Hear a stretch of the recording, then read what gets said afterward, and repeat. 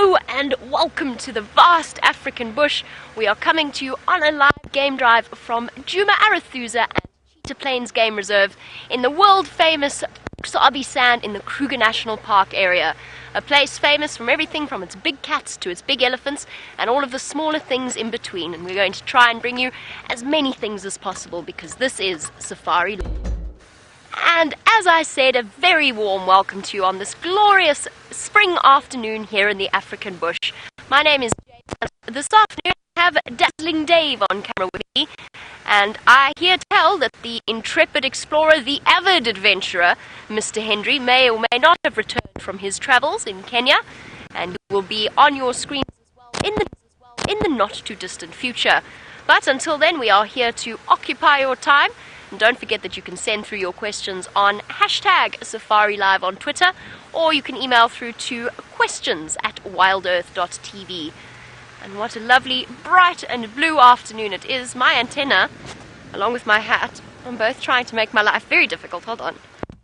See if I can perfect this. It's trying to take out my right eyeball, which I'd prefer to avoid. Ah! We'll just pop that down there for now. That's quite scary. There you go. Wait. Yeah. Pretend that's all. Everything's fine. It's all under control. I'll pop that down there.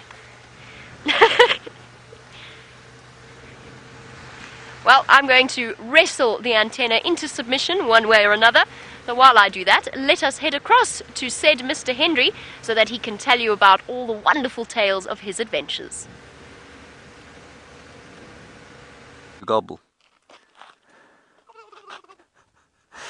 Good afternoon, everybody, and welcome to this rise. No, it's not. It's sunset, Brian. I'm breaking up. Again? There we are. Hello, everybody. Welcome. No, I'm still breaking up. I'm going to throw this microphone into the dirt. Yes, I am. Is that okay now? Okay. Yes. Hello, everybody, and welcome to your Sunset Safari. Of course, Jamie has said that to you, and so I'm just reiterating it. My name is James Henry. For those of you who don't know, on camera today, Brian, the Eclipse Thumb, Joubert. Wonderful. Very nice. Thank you, Brian. That is the Eclipse Thumb. Of course, everyone, we experienced a 40% eclipse of the sun at about 11 o'clock this morning. It was a profound spiritual experience, wasn't it, Brian? It was indeed. Yes, very spiritual. Now, you may have noticed that I was standing out of the vehicle. This is because I have a pair of spanky new green shorts that I wanted you all to see. Thank you very much. I hope you will like them as much as I do. I'm hoping to be invisible to the animals from the waist down, Brian. Oh, yes. My legs, of course, do not require any covering below the knee, as they are virtually invisible as it is. Now, my plan this afternoon is to head towards the lions, which I missed very much on my little jaunt to the Mara Triangle in southern Kenya. And that is where I have been for the last week. It was a profound and wondrous joy to see the unbelievable diversity that there was there. A totally brand new experience for me, and I hope that you all who were watching had a good time seeing the marvels that we saw. Wildebeest being chomped by crocodilians, zebra also being chomped by crocodilians, but the vast number of those wildebeest and zebra and topi and gazelle and all the other animals there, well, the crocodiles can't even make a dent on the enormous population that they have there. Anyway, it was a great experience to go there, but it is nice to be back in home. Of course, South Africa is the most beautiful country in the entire world, and so while Kenya was very fantastic, and we're going back there again at the end of this month, it's good to be back home in the low veld of South Africa, where apparently I'm told it's 27 degrees Celsius or 80 degrees Fahrenheit. Spring has sprung, as they say, the grass is riz, and as we drive around here, I am wondering where all the birdies is. And I must just say, at this stage, just before we carry on with the serious business of animal, bird and biology, a profound congratulations to Peter Braat and Alex Wozniacki and all those involved in moving the final control from basically Yuri's lounge into a new spanky fantastic facility just outside the DRC. And I hope that they are very proud of themselves, because we're certainly very proud of it. They said to us, well, we'll just do it between drives. And we all went, it will take you a week to do that. Well, it took them less than between drives, and here we are without a glitch at all to any form of service. So that's great, great job from Peter and Alex. Brian, did you go to the lions this morning? I didn't. Oh, you didn't? You mean we might bumble around here trying to find them for much of the afternoon? Most likely. Right, okay, good. And then thank you to all of you for your kind welcomes back. Is it welcome backs or welcomes back, Brian? Welcome backs. Welcome backs. I think you're right, yes. Thank you very much for your kind welcome backs. Like I say, it is nice to be back. There is a feeling of home around pulling into the DRC where we live. Room number 3 is where I live, of course. It was also, did become home to many mosquitoes in my absence, and so I had to do a lot of spraying and hitting at the wall to kill the little blighters on my return. That is nothing that should concern you for the course of the day. Now, Brian, do you know if any further Wahlberg's eagles have been seen while I was gone?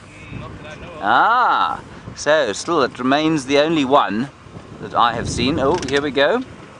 They're wonderful news. Thank you very much, Louise. She says that there was one seen on the dam cam for about 20 minutes the other day. So that's good news. Was it a pale form or a dark one, Wizzy?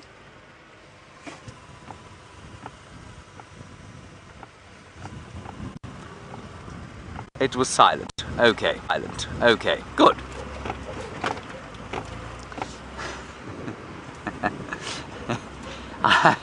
I am much looking forward to seeing the birds that are arriving. Things in the final control, because it is new, of course, slightly unfamiliar and lots of stuff going on in there during the course of the afternoon. Now, I do actually vaguely know where the lions are. They're up in a place called Hyena Road, which is not too far from here. I just thought we'd do a little turn down through the Umlwamati drainage and see what we could find there. As it turns out, Brian, nothing. No. Nada. Zilch. Nix. And there is that lovely smell, of course, of knobthorn flowers in the air. It's marvellous. Oops. Well done, Brian. Managed to avoid killing Brian on my first drive back.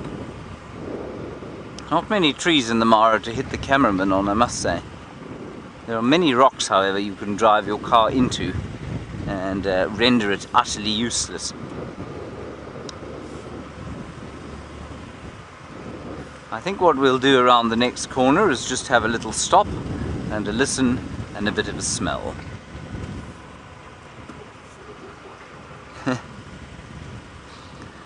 Hello, Scott, you're in Greenville, and we're just going to stop under this, what was a gymnogene's nest. I'm not sure if the gymnogenes are in resident. They are. Oh, and a nyala. That's one animal I didn't see in the Mara, everybody. There he is, my favourite antelope. Maybe closely followed now by the topee, of course. Scott, you're in Greenville, and you want to know whether I saw many minibuses in the Mara, because from what you've heard, they are not an endangered species. The minibus seems to have been largely replaced, Scott, in the ecological niche by the extended land cruiser. And of them, there are many and varied. The way in which they are driven is astounding, some would say disturbing, in fact. And certainly some of the sightings we had, although the limit is supposed to be 5 vehicles per sighting, well, 5 to 19 seem to be the general impression of how things should operate there. So it is far less regulated than it is here in the Sabi Sant, but that's not unusual. It's just like any national park where anyone can drive. What was that, Louise? About skinny nyalas?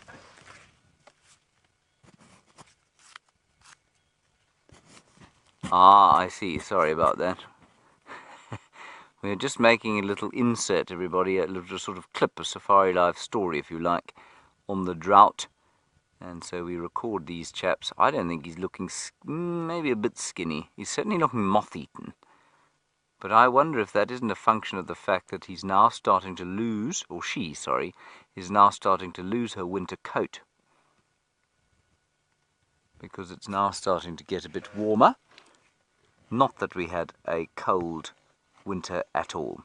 Well, from this Nyala, the most elegant of antelopes here, let us go across to the most elegant of presenters in all the Lowveld, Jamie Patterson, and she has a very large animal to show you. My favourite of all of the largest animals that we get out here, the African elephant, in this case tucking into, interestingly enough, a spike thorn thicket. Now you've just been looking at the poor thin Nyala with James. This is also something very interesting to see. You hardly ever witness elephants eating spike thorns unless they're feeling a little bit unhappy, maybe their digestive system's not feeling too good, or perhaps they've got a bit of a minor toothache. But otherwise, it's not the most nutritional of plant sources that they get out here. And we've just watched this young male, our one-tusked wonder, destroy an entire spike thorn plant before he managed to find the bit that he actually wanted, which appears to be part of the root system. And the reason that I say spike thorn is not an ideal lunch for an African elephant is that, first of all, as I said, it's nutritionally not ideal. It's also very, very sort of tannin heavy, which means that it has a very drying effect on an animal's saliva. Now, I've made the cameraman eat spike thorn leaves before. I've eaten them myself. And it's a very unpleasant feeling. It's like all of your saliva has instantly disappeared out of your mouth. Very useful if you happen to find yourself with a stomach complaint, but otherwise not particularly appetizing. But isn't this boy beautiful? Hanging out on the outskirts of the herd. Most of them have now crossed south over our boundary. But as I said, a one-tusked wonder. And interestingly enough, if he would be so kind as to give us a view of his other tusk, perhaps lift up his trunk a little bit. Yes, no. His other tusk is absolutely massive. It's huge for a male of that particular age. Uh-oh. Oh, dearie me. We find ourselves on a main road, and unfortunately somebody would very much like to come past us, especially gauging by the way he's resting his chin, hopefully, upon his hand. So let me just move. We are very much blocking a main access route, so bear with me one moment. It's a minibus, funnily enough. Sorry, boy. We'll come back to you, I promise. Please don't go away. All the other elephants have. Ah. You stopped to look at the elephant. Look, there's one there. There we go. Bye-bye, everybody. The smiles on those guests' faces were pretty impressive. Big grins from ears to ear. Perhaps their first elephant sighting of their new vacation in the African bush. You have to be excited for them. Imagine what they're feeling right now. On their way to one of the lodges, whether it's in Koro or Cheetah Plains. I'm sorry, boy. We've been very rude, huh? Thank you very much for being so patient. We've arrived again. Don't mind us. Thank you, little boy. Giving us a nice show, or hopefully going to give us a nice show of that impressive right tusk. The other one either didn't grow, or most likely he lost it, whether through fighting or through some vigorous attacking of trees. He might have snapped it off, it might have had a crack or something similar. They do occasionally get unerupted tusks that never grow properly, and of course we do get the odd tuskless elephant here as well. But that's okay, he's still got his right tusk that he can utilize for all the things that elephants use their tusks for. From digging to snapping branches, and occasionally the odd skirmish with another male. Look at these lovely eyelashes. They serve a very, very important purpose, of course, protecting the elephant's sensitive eye whenever they stick their heads into thick, thorny trees, or perhaps wander through with being smacked in the face by branches. And those long, long eyelashes make sure that their sensitive eyes stay safe. And as you can see, his inbuilt air conditioning system working overtime on this warm afternoon, flapping his ears away to make sure that he stays cool.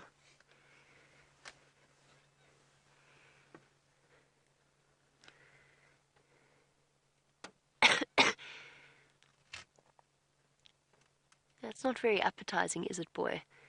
He's not exactly devoured this spike thorn root with relish. He seems thoroughly unimpressed with his afternoon meal choice. Giving his eye a gentle rub. Shame, boy. That's not very nice, is it?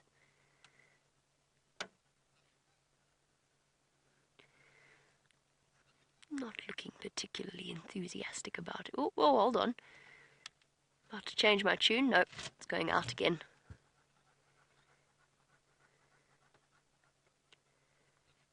Using that incredibly dexterous and nimble trunk to try and find the best possible parts of that particular root system. I think he's just chewing off the outside layer. And RJ was wondering about why our young bull is all alone. RJ, he's not totally alone. He did actually, when we first arrived here, have the company of a second male, and they are 2 trailers of a larger breeding herd. So they're just following behind. He is right on the cusp of the age at which he will be booted out of his natal herd and have to start making it out on his own as a lone bull elephant, which I always feel must be terribly scary for them, although I think I'm anthropomorphizing a bit. I'm sure they feel that natural instinctive urge to wander off on their own and join bachelor herds, or perhaps wander about on his own. And when he does get to the age of sort of 30, 40, he will spend a great deal of time on his own. They're perfectly content, male elephants, to be within their own company, and only really associating with other males or sometimes breeding herds for a little bit of company and perhaps the potential of passing on their genetics to the next generation of elephants.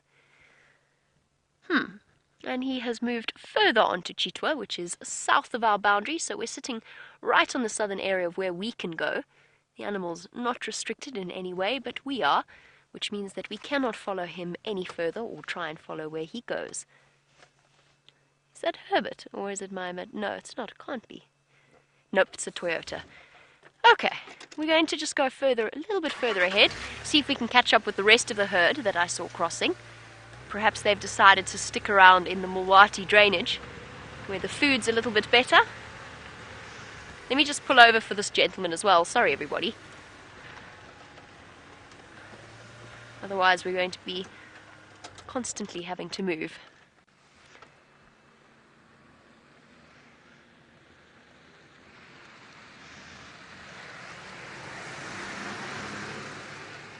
He was a particularly cool character. Had a seriously cool hairstyle going on there.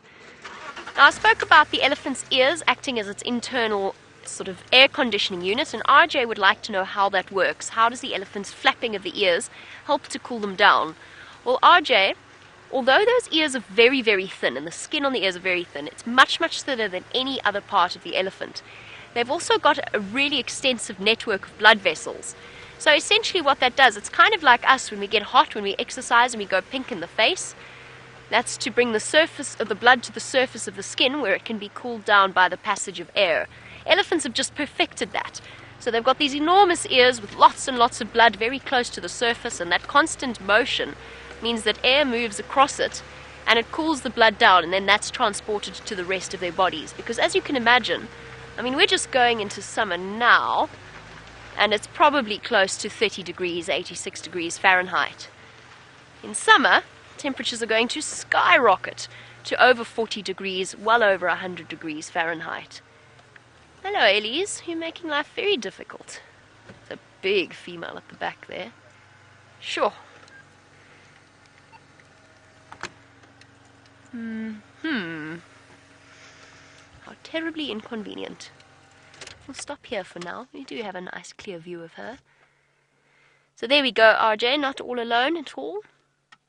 The rest of the herd is just on the other side of a river system, munching on in this case a guari bush, which is also not the most nutritious of meal choices. Life is tough out here for our Ellies at the moment.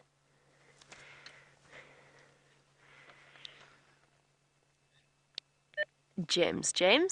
Sorry, everybody. James is trying to chat to me. Jamie, I followed some tracks off Hyena Road, probably just where the road, just after where the road goes away from that puddle on the road. I followed south, at least west into the block, and then the track's headed in a southerly direction, and now I seem to be missing them somewhere.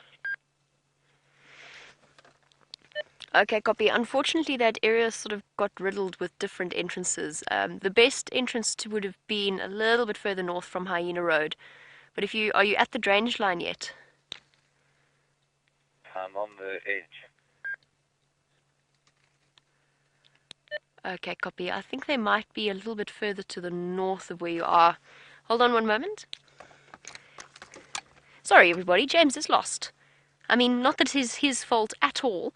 It is exceptionally difficult to navigate to that to that lion kill that he's on his way to. So what I'm going to do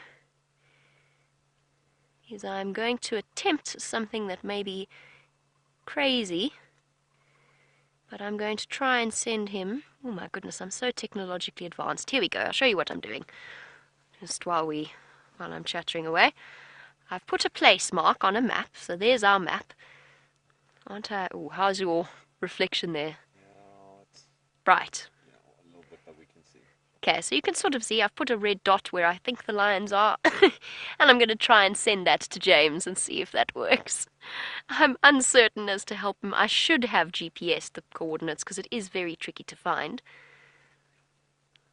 Happens to the best of us. Definitely not going to be laughing at James for that. Hold on. Here we go. Oopsie. Okay, maybe I'm not as technologically advanced as I thought. And I'm going to try and send that through to him. And I'm going to send it to... Where's his name gone? James Henry.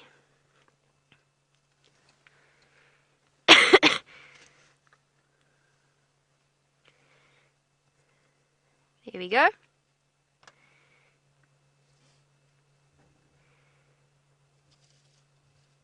Okay, and now it's up to James.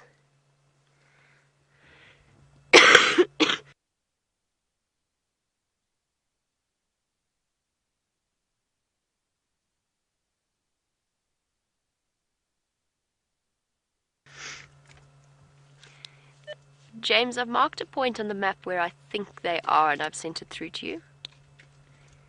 Okay, copy that. Alright, back to our lovely elephants, and hopefully Mr. Henry will be able to find his way in, because of course I don't think Brian's been to that lion kill, has he? No. Oh dearie me. Our elephants continue unperturbed by the struggles of their human companions as they attempt to navigate themselves around the place. As elephants, of course, have no such trouble.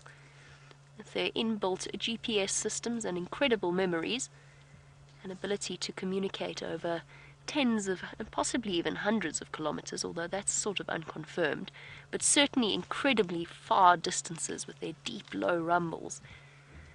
I think that they'd be able to locate those lions in a heartbeat, not that they would choose to. We have become tremendously reliant upon things like maps and stars, and we might be okay at navigating. It's certainly not as good as they are. She's currently stripped away while we've been chattering about James and his location difficulties, let's put it that way. She's been slowly but methodically stripping away the bark from that branch that she's pulled off. Oh! On to the next one. In that conveyor belt-like motion, in it goes one side. All she's doing, she's not after the wood, she's after the cambium bark layer, or the layer underneath the bark at least. And she's using her incredible molars to strip away the outside edge and get to essentially the circulatory system of the tree that she's pulled up. And something has stressed her out a little bit. You can see the streaming liquid between her eye and her ear. And that's usually a sign of an elephant that's been feeling a bit stressed, perhaps, and it's instant. That liquid, as soon as they get stressed about something or excited about something, that immediately starts streaming from the temporal gland. It's a sort of a hormonal mixture of liquid. It starts to drip almost immediately, as soon as they have whatever emotional sort of upset that they've had. So it might even just been that a francolin flew out from beneath her feet and she got a fright and she started secreting. She looks perfectly relaxed. Right, speaking of location troubles and finding lions, let us jump on the back with James and see whether he's had any luck with my screenshot.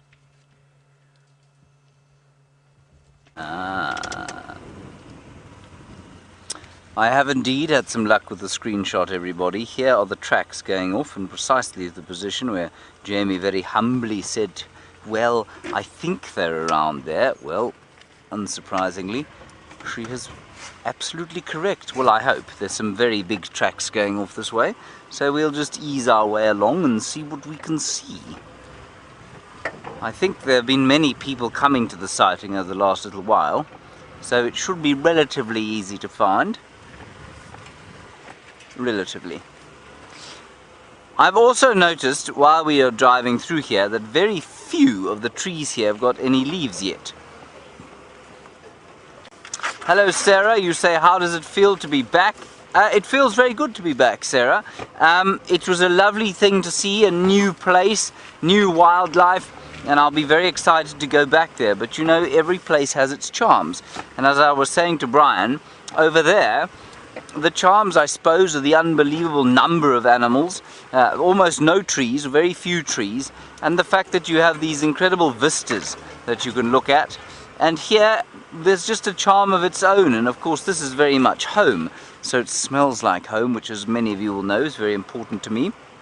And also, this feels, although it's not nearly as big, well, I mean the land that we're able to drive on here isn't as big, or the land in its extent is just as big, if not bigger, but it just feels much more exclusive here. Of course, watch your heads everybody, duck down, put your coffees down or whatever it is that you're drinking. But this feels more exclusive because, of course, there is the limit to how we behave, and certainly I would say, one hesitates to use the term professionalism, but the sensitivity accrued or given to the other guides and certainly given to the animals is possibly a lot higher over here. So that's a real positive from here, and it's a nice compliment to hear. And just to give you an idea, so we're operating in the Greater Kruger National Park, or the Greater Limpopo Transfrontier Park, and the Greater Limpopo Transfrontier Park, GLTP, Brian, for short, is 3.5 million hectares, right? And the Mara Serengeti ecosystem where we were operating is technically 2 million hectares, which is about 5 million acres. This is a very large and very dead green thorn. Hang on everyone. But of course that is unfenced. The Kruger, or the Greater Limpopo Transfrontier Park, is fenced. And in the Mara Serengeti, it isn't fenced, it just moves straight onto sort of communal lands. So we can say it's roughly the same size. And then the Mara Triangle, where we're operating over there, is almost exactly the same size as the Sabi Sand. There, 51,000 hectares, the Sabi Sand about 60,000 hectares, which is roughly, if you work it out in miles, I'm going to do it in square miles for you, it's just a bit easier for me. The Mara, about 350 square miles, was it? No, 250 odd square miles, and this place about 300 square miles. Not quite, actually, that's not quite right. I'll get my conversions eventually. Anyway, so rather the same, but of course here we're constrained by the borders on this private piece of land, but because of that we get the exclusivity, we get this incredible array of wildlife with no other vehicles or no other people around us. So that's the real positive of this place versus the Mara, which is much more of a free-for-all. But it is very, very beautiful, I must say. Alright, let's go back to Jamie and her elephants. I think I'm pretty close to the lions, but we'll find out shortly. And while we do that, let's go back to the elephants.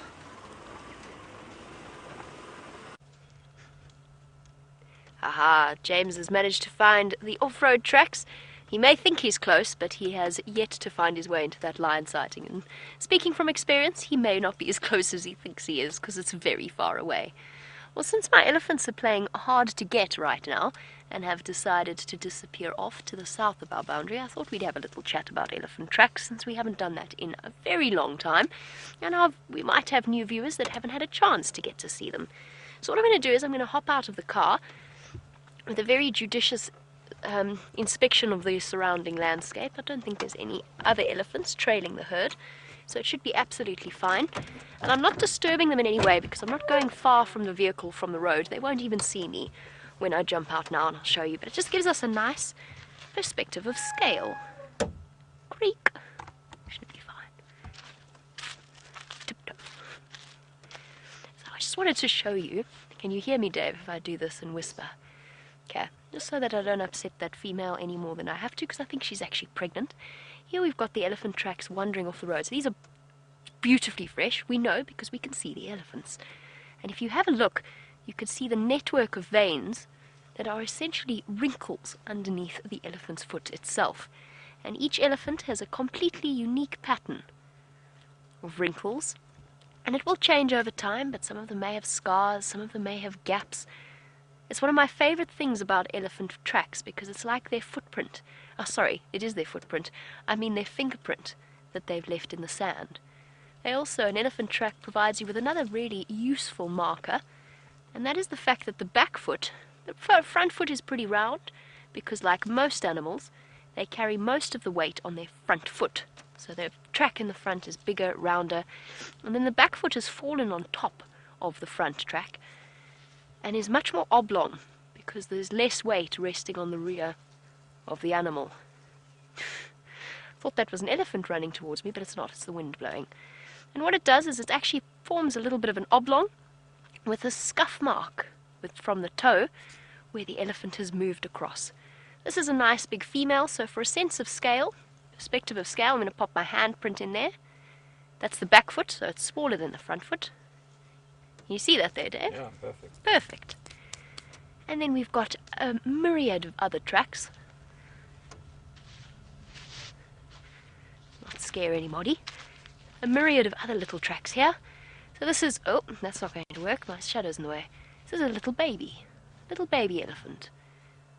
Probably about 3 or 4 years old, just gauging the size. So the whole herd has wandered through and are now calmly feeding off in the distance, exactly where we can't see them. We haven't spoken about elephant tracks in ages. I thought it might be something quite nice to just chat about. There you go, a sense of scale for you, and the elephants none the wiser for our intrusion. In fact, they've all gone to sleep.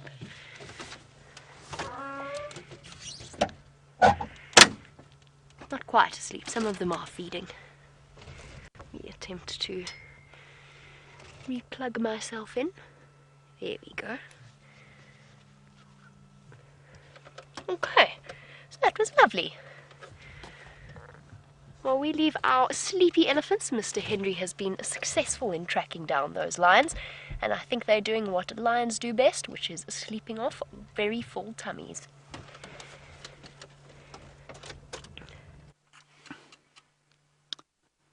Hello everybody, we're back. We did find the lions. What a joy, and there they are. They've missed me terribly. They said they missed me, didn't they, Brian? I did. I heard them. Exactly. They were very sad not to have seen me while I was away, but I told them not to worry, that there was no need for jealousy, for I found no Kenyan cubs that rivaled these. In fact, I didn't find any at all. So, let's just try and understand which ones these are. It looks to me like we've got the 2 older ones, which I think, if I'm not mistaken, the 3 older ones. I find it all rather difficult to keep track of. But I think we've got the 3 older ones here, and if to my mind they should be pushing 14 weeks now. There should be the 2 slightly younger ones, which I think should be around 11 weeks now, and then the very little ones, which I think should be about 7 weeks now, don't seem to be around right now. The adults are just the other side of that bush, so we'll go and have a look at them just now. But there's something inescapably uncute about an adult lion sleeping, but a little lion cub that's rolling over and looking around, well, they're very cute, aren't they?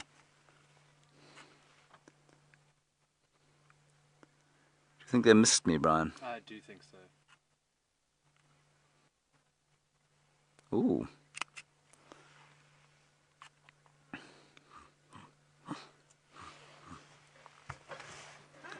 Hello, a brand new viewer with a wonderful, wonderful Twitter handle, Banana Chocolate. Brian, that's a good one. That's probably definitely the best one we've had today. The tastiest one, at least. Certainly the tastiest one we've had today. And Banana Chocolate, you say you cannot believe that somebody is live streaming while on Safari. Well, Banana Chocolate, if you'd been watching 3 days ago, you'd have seen us streaming from here in South Africa and simultaneously from Kenya, 4,000 kilometers from here.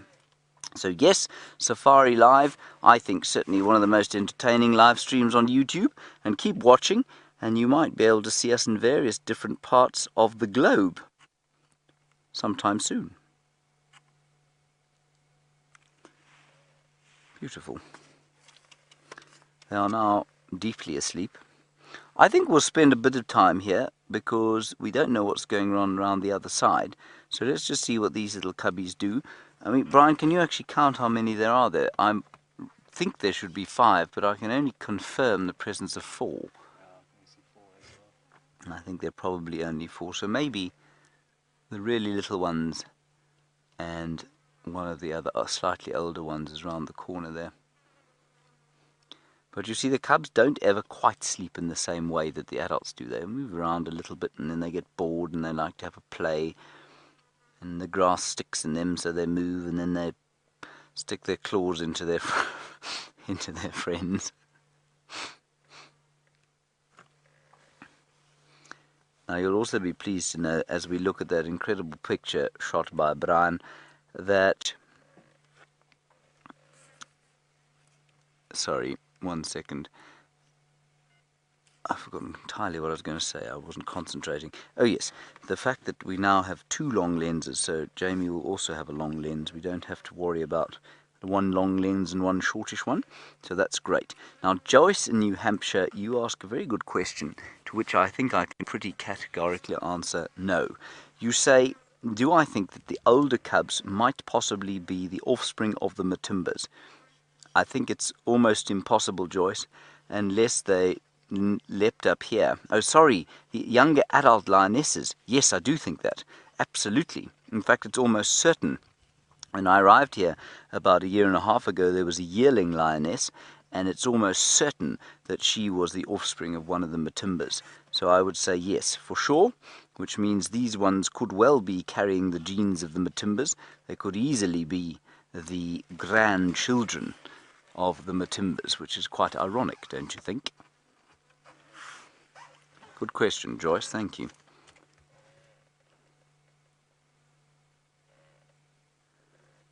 I love that they're so awake.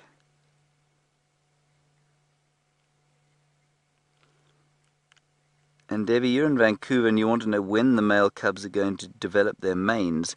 You will start to see a bit of fluff at the end of a year or so. It will not be impressive. It's a little bit like looking at the beard on a 15-year-old human being. You know, where you just kind of feel sorry for the fellow. It's the same thing with these lions. And then at 2.5, they get a sort of Mohican-style fluffy thing. And that persists for about a year almost. It starts to fill out a bit, but it's only properly full.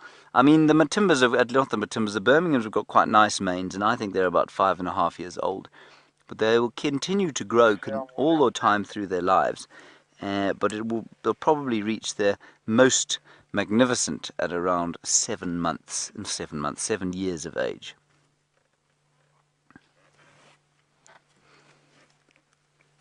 Look at that. So sweet. I got to tell you, in this heat, I'm very glad not to have a great pile of fur covering my skin like that little cub does. But I don't think it would be quite as cute if it didn't have that fur. It would be like one of those cats, Brian. You know those ones that have no hair on them. What are they called? Remember? I don't remember. I just don't think I'd ever own one. I once met one. I found it a profoundly disturbing experience.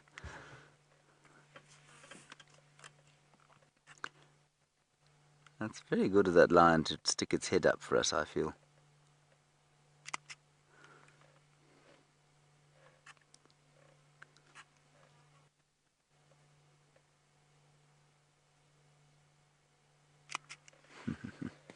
Very sweet.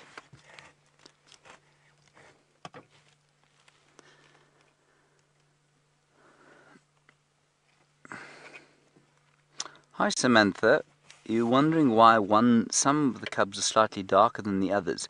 Samantha, well, if we look at the one on the far left there, Brian, the one that's got its head down there, that one there, that does have a quite dark head, and you wondering if it hasn't got to do with the age of the cubs relative to each other.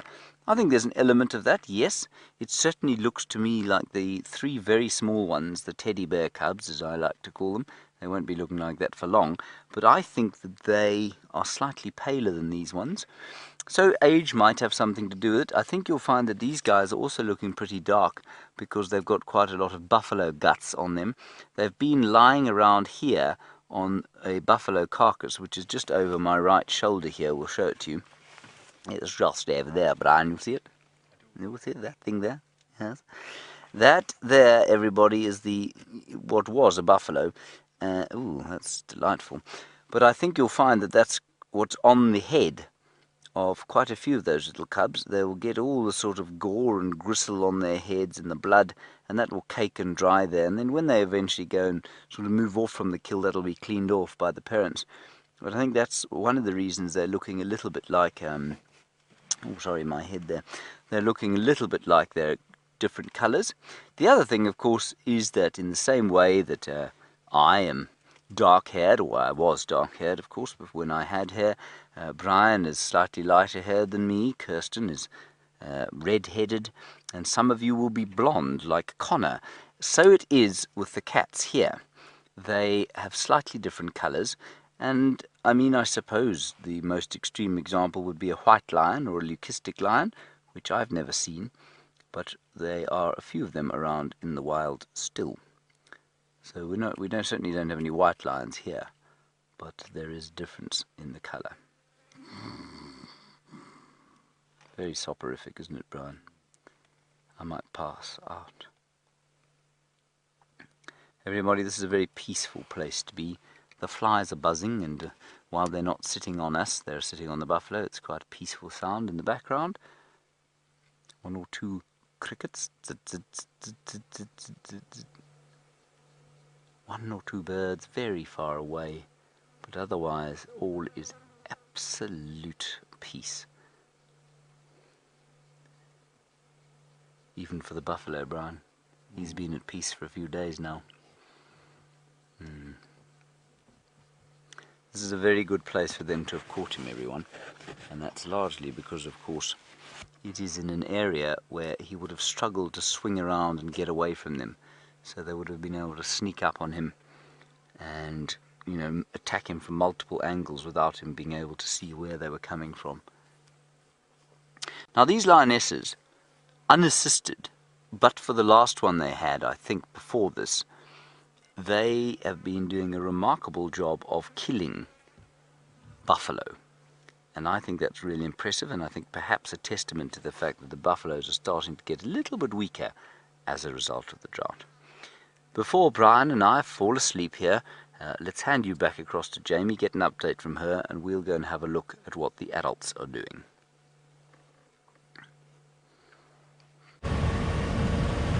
Sounds like a lovely, peaceful scene that you've been enjoying with James.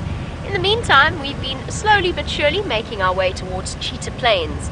Now, this morning on the sunrise safari, there was a report that Karula crossed back onto Djuma. So Karula is the queen of Djuma, a female leopard that we've come to know and love. And she has, I mentioned this morning that Herbert would be like a dog with a bone trying to track her down, which she was right up until the point that she crossed south over our boundary and into Chitwa.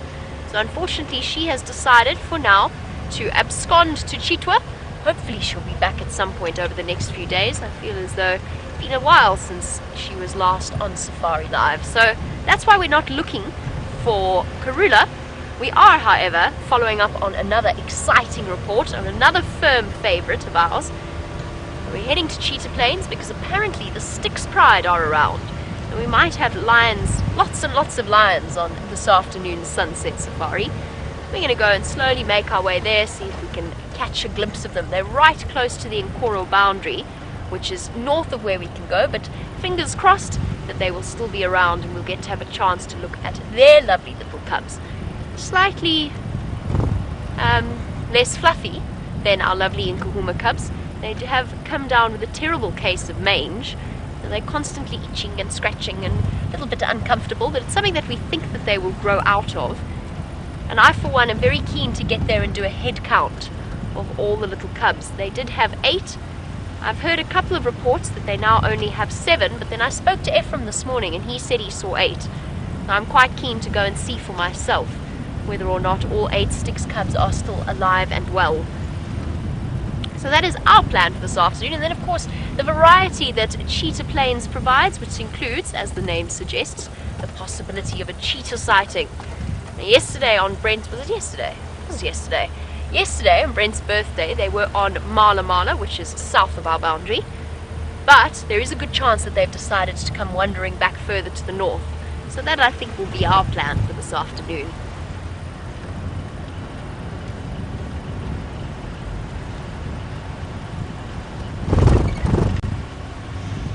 And a very good afternoon to Farmer John, who has asked, why does it feel as though we enjoy the Nkuhuma cubs more than the Styx cubs? Well, I think it's just a matter of where their territories are. So the Nkuhumas have been on Djuma, and with their cubs, most of the cubs grew up on Djuma. It's been their core. Their home range has pretty much shrunk for now while they've been raising their 8 little cubs, and as a result we see them more and more frequently, whereas we've got quite a thin strip of Styx lionesses territory. They have come onto Djuma, when was it? It was a couple of weeks ago, but that was a sort of a strange and unexpected movement. Still part of their home range, but it's unusual for them. They've got Nkoro here, they've got Anets here, they've got Chitwa and Mala Mala, and they move about that area quite a lot, which means that they're not always on our traverse area, which is why we don't see them as frequently as we do the Nkuhumas. As for enjoying them more than, to be honest, I would say that perhaps I'm fonder of the Nkuhumas.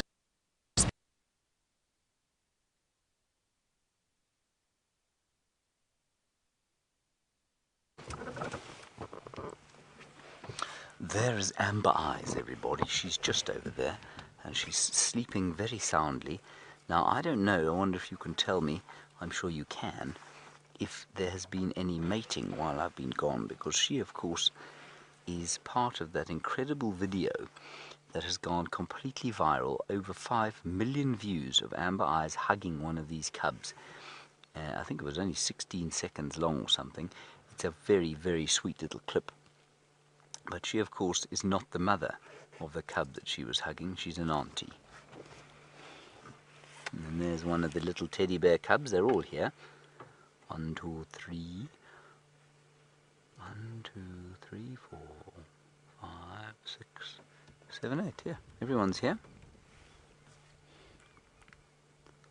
So that's very nice to see. And everyone looks fine and healthy. Especially the little teddies.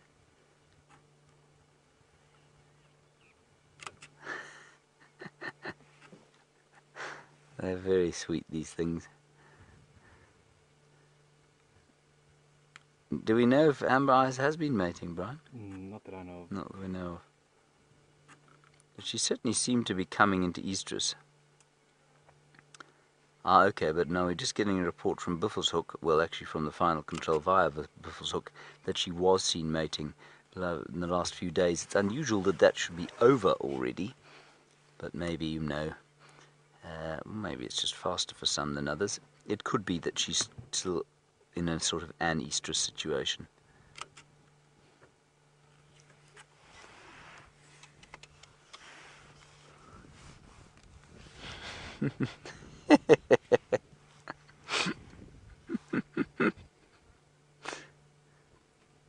That's certainly one of the teddies. In fact, it might be 2 teddy bears.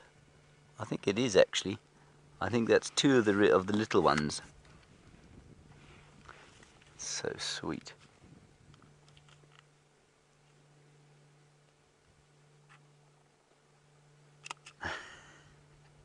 I just love the color as well. There's such beautiful color down here in this drainage system. And this is why lions with cubs. Can you imagine the scene, everyone, without these little babies in it? It wouldn't be anything like as entertaining as it is now.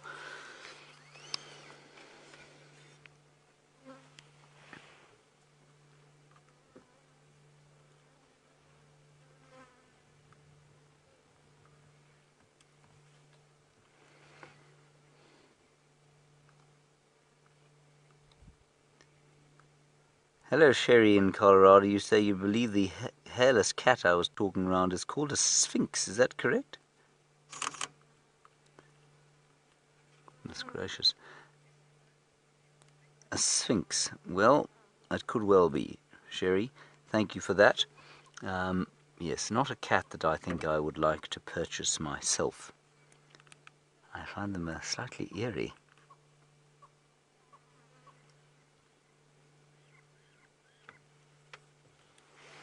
And as you can hear, just one or two birch or starlings in the very far distance, while that little cub plays with a bush.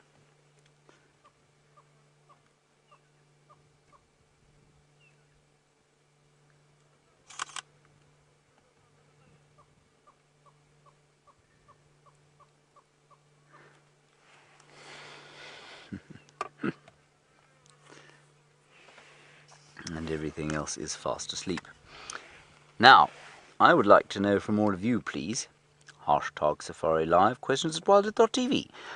What do you think is going to happen if Amber Eyes and the other unpregnant lioness have cubs?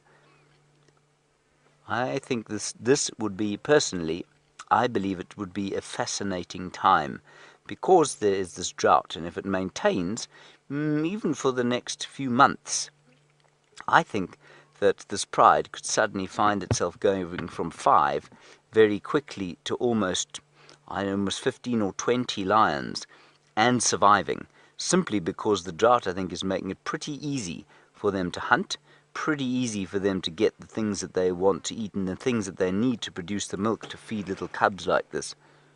So I think this is a really excellent time. Obviously it's quite by chance, and it is due to the Birmingham boy takeover that they are suddenly now sort of able to hunt so effectively and have cubs during a drought season. But I think it is probably quite a good thing.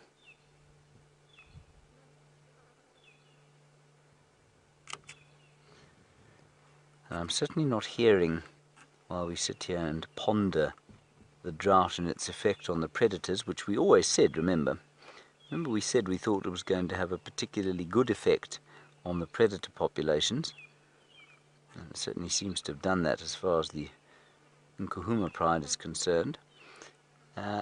Not much in the way of song yet from any kind of migratory bird. Now, Brian, can we go across to this little fella over here? Because I think he's eating a tambuti tree. Now, if he was a human baby, he wouldn't survive longer than the night if he chewed on that thing. But clearly the lion's vastly superior acidic digestive system is able to cope with the toxins in a tambuti tree. It is a little tambuti.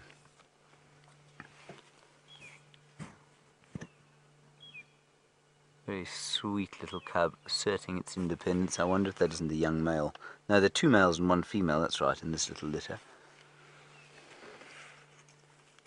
And he is now in full chew, as it were.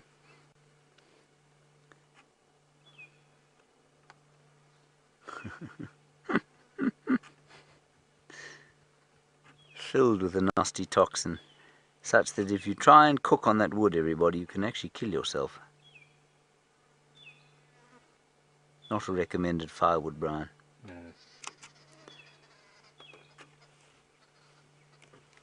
Oh just find these things too cute. Does everyone agree with my aging of the cubs? Please let me know if you disagree. I would be very happy to hear from you if you think that I have got the ages wrong. So just to reiterate, I said 14 weeks, 11 weeks and 7 weeks. I think that's what we've got here. So what you're looking at there is a 7-week-old cub, I think.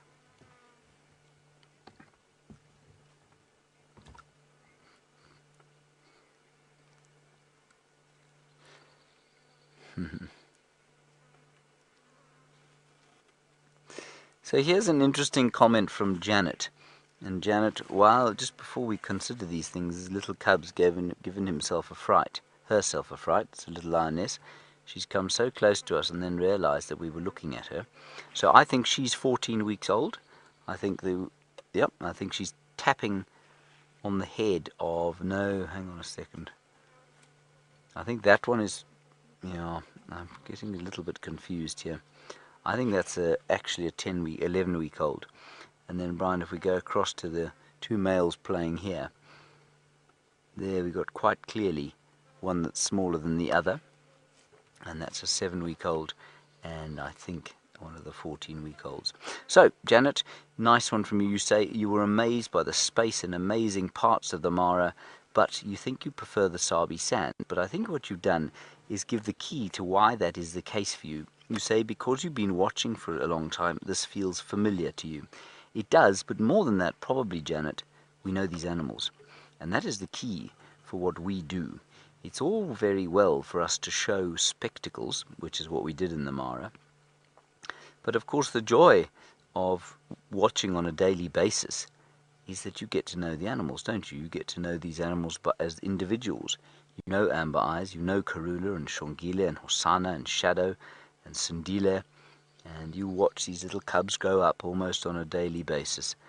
And what you'll find, Janet, I think, is that the more time we spend in a place like the Mara, so the more we will be able to understand the animals in the same way we'll be. At the moment, it's very difficult, of course, because we've only just got there. We don't really know the lay of the land. We're still figuring that all out. But you're absolutely right. I know exactly what you mean when you say that this feels like home, and I think it's just because we're familiar. These are our characters, and any great story's got characters of a certain kind, certain stereotypes. The one, you know what was quite easy, though, as Graham said to me, is we were watching those crocodiles killing the wildebeest. And he made a very good point as he was filming, sometimes sharp and sometimes slightly blurry, and he won't mind me saying that. One of the things that stood out was that for a crocodile, no one wants the crocodile to win. Everyone wants the crocodile to lose. So we watched the crocodile killing those wildebeest, and no one wanted it to succeed. Everyone was rooting for the wildebeest to escape. But when you watch a lion killing a buffalo, the same is not. And you're almost torn. You hate the bellowing and suffering of the buffalo, but at the same time, you want the lions to kill. You want them to be able to eat and enjoy and survive. And so that's the one part of the Mara that was very easy from a character point of view. A crocodile is the ultimate villain. Now, something who is not an ultimate villain, Jamie Patterson, and she is on Cheetah Plains, not with cheetah, oh no, but with some more lions.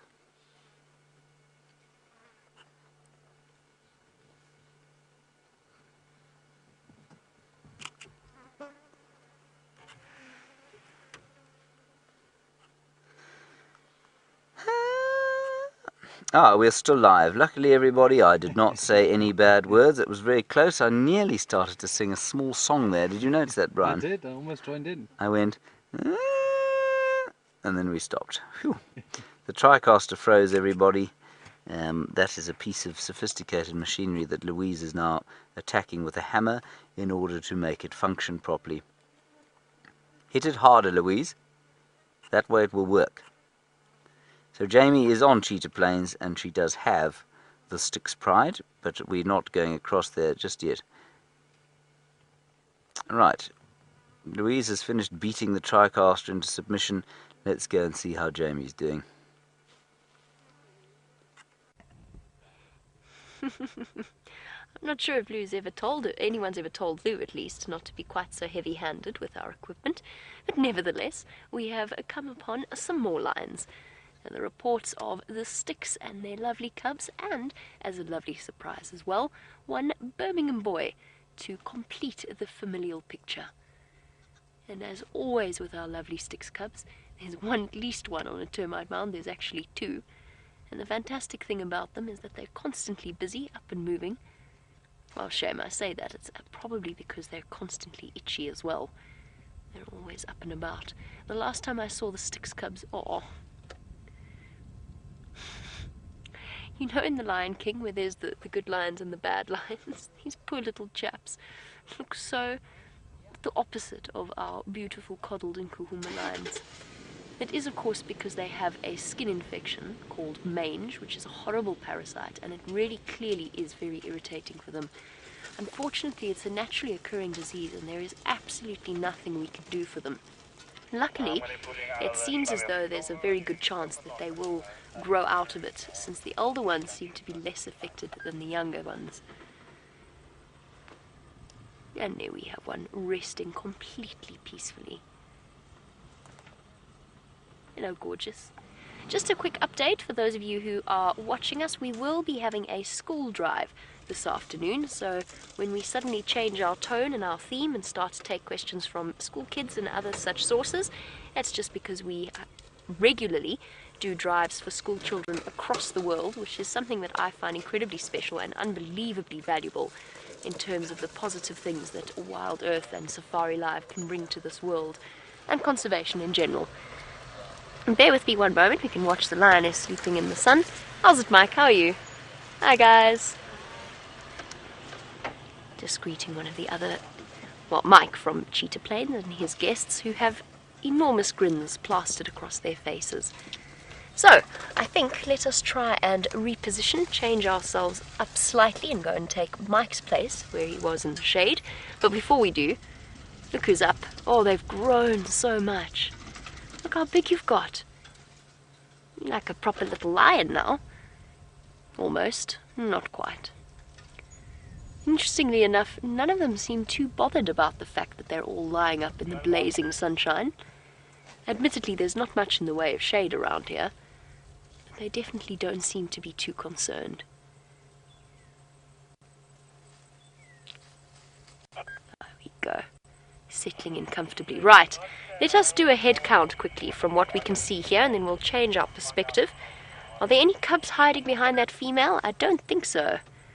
There you go, Roger. For those of you, and for all of those of you who are concerned about our Styx cub, let's try and do a head count. There's nobody hiding behind that female that I can see. No. So then we've got one on top of the termite mound that I can see. Then one slightly below on the right of the male. Then there's one that is completely hidden in the patch of dirt, lying on the ground behind that tree. Believe it or not, that is a lion cub. And there's two there. So what's that? 1, 2, 3, 4, 5. Okay, let's reposition and do another head count.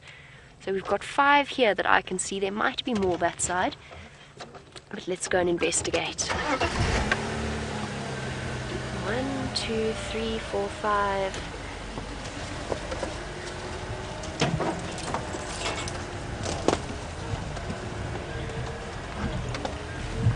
There might be some on the other side of the termite mound, resting in the shade. Oh! And now?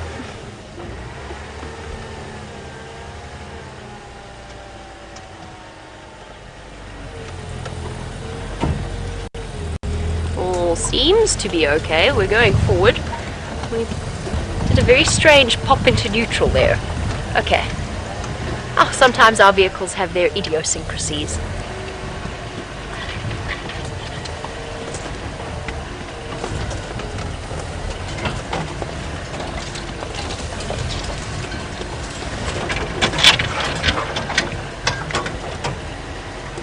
Am I missing something here? I don't want to scare a cub, because I'm only counting 5.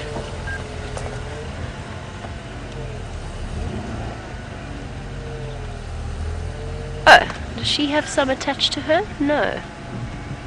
don't see any. We've got a slightly different perspective. Doesn't look like she's got any little ones attached there. Perhaps some of them are resting on the other side of the termite mound. Because I definitely have only counted 5 so far. 6. Sorry, there's 5. 1, 2, 3, 4, 5. Okay. Let's try one more reposition and pop ourselves in the shade as well. The Styx cubs are slightly older, so they do move further afield at times from the adults. Aha! I see you, little scamp. Up top. Up top. Here's number 6. Hello, little one. Head peeking up over the top with its halo of fluffy fur. Isn't that lovely? A very beautiful scene. Right, shall we try do a full loop around the termite mound and then come back here? Okay, let's see. 1, 2, 3, 4, 5, 6. Hello, little ones. I promise we will settle down and watch these lions properly in a moment. I just wanted to try and do a head count. Doesn't help my head count if you don't sit still, little one. Yes, you plonk yourself down there. Okay, 2 up at the top, 2 down at the bottom, 2 down on the left. Let's do one loop and see if we can't figure out where the others are. I'm really, really hoping that we count 8 this afternoon. We're going to just proceed with caution, make sure that we don't scare anybody, because I don't know where all of them are.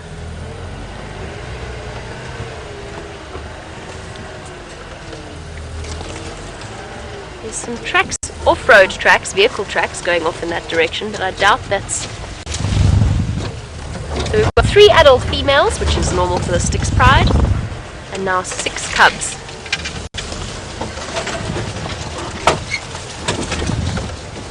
It's a bit of a tricky area.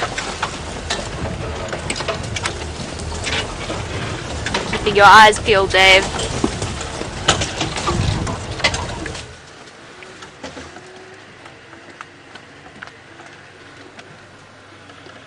Okay, we're just going to sidle round here. It's not looking good. We've come full circle around this female. She definitely doesn't have any little ones attached to her. No, no babies there. Where are you, little munchkins?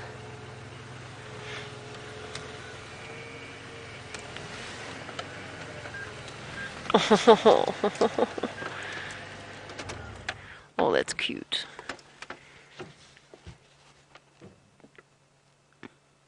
Tucked on top of the termite mound. That was the late arrival. That came and sat on the top of the termite mound. So far... Aha! I see you. Number 7. Can you see it there, Dave? There we go. Perfect. Thank you. Here's number 7. So there we go, much further afield than I was expecting, which is why we were going so slowly there, to try and get around them. Okay. So far it's looking like 7. I'm doing some serious searching for the 8th, but I'm not seeing it.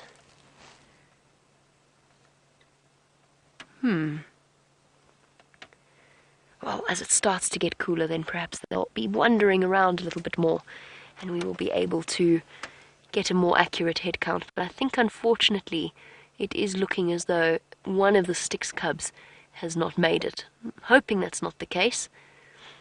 It could be that it succumbed to its skin condition, simply got too weak and too infected and couldn't keep up with the pride. But we don't know that just yet. You can see that they really are struggling. It's definitely worse than when I last saw them, which was what I was hoping not to see. Shame, little ones. Little scabby creatures.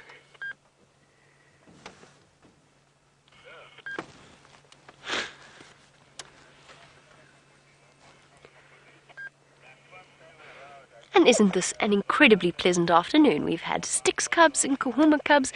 I said we've got lion cubs coming out of our ears, and it certainly seems to be the case.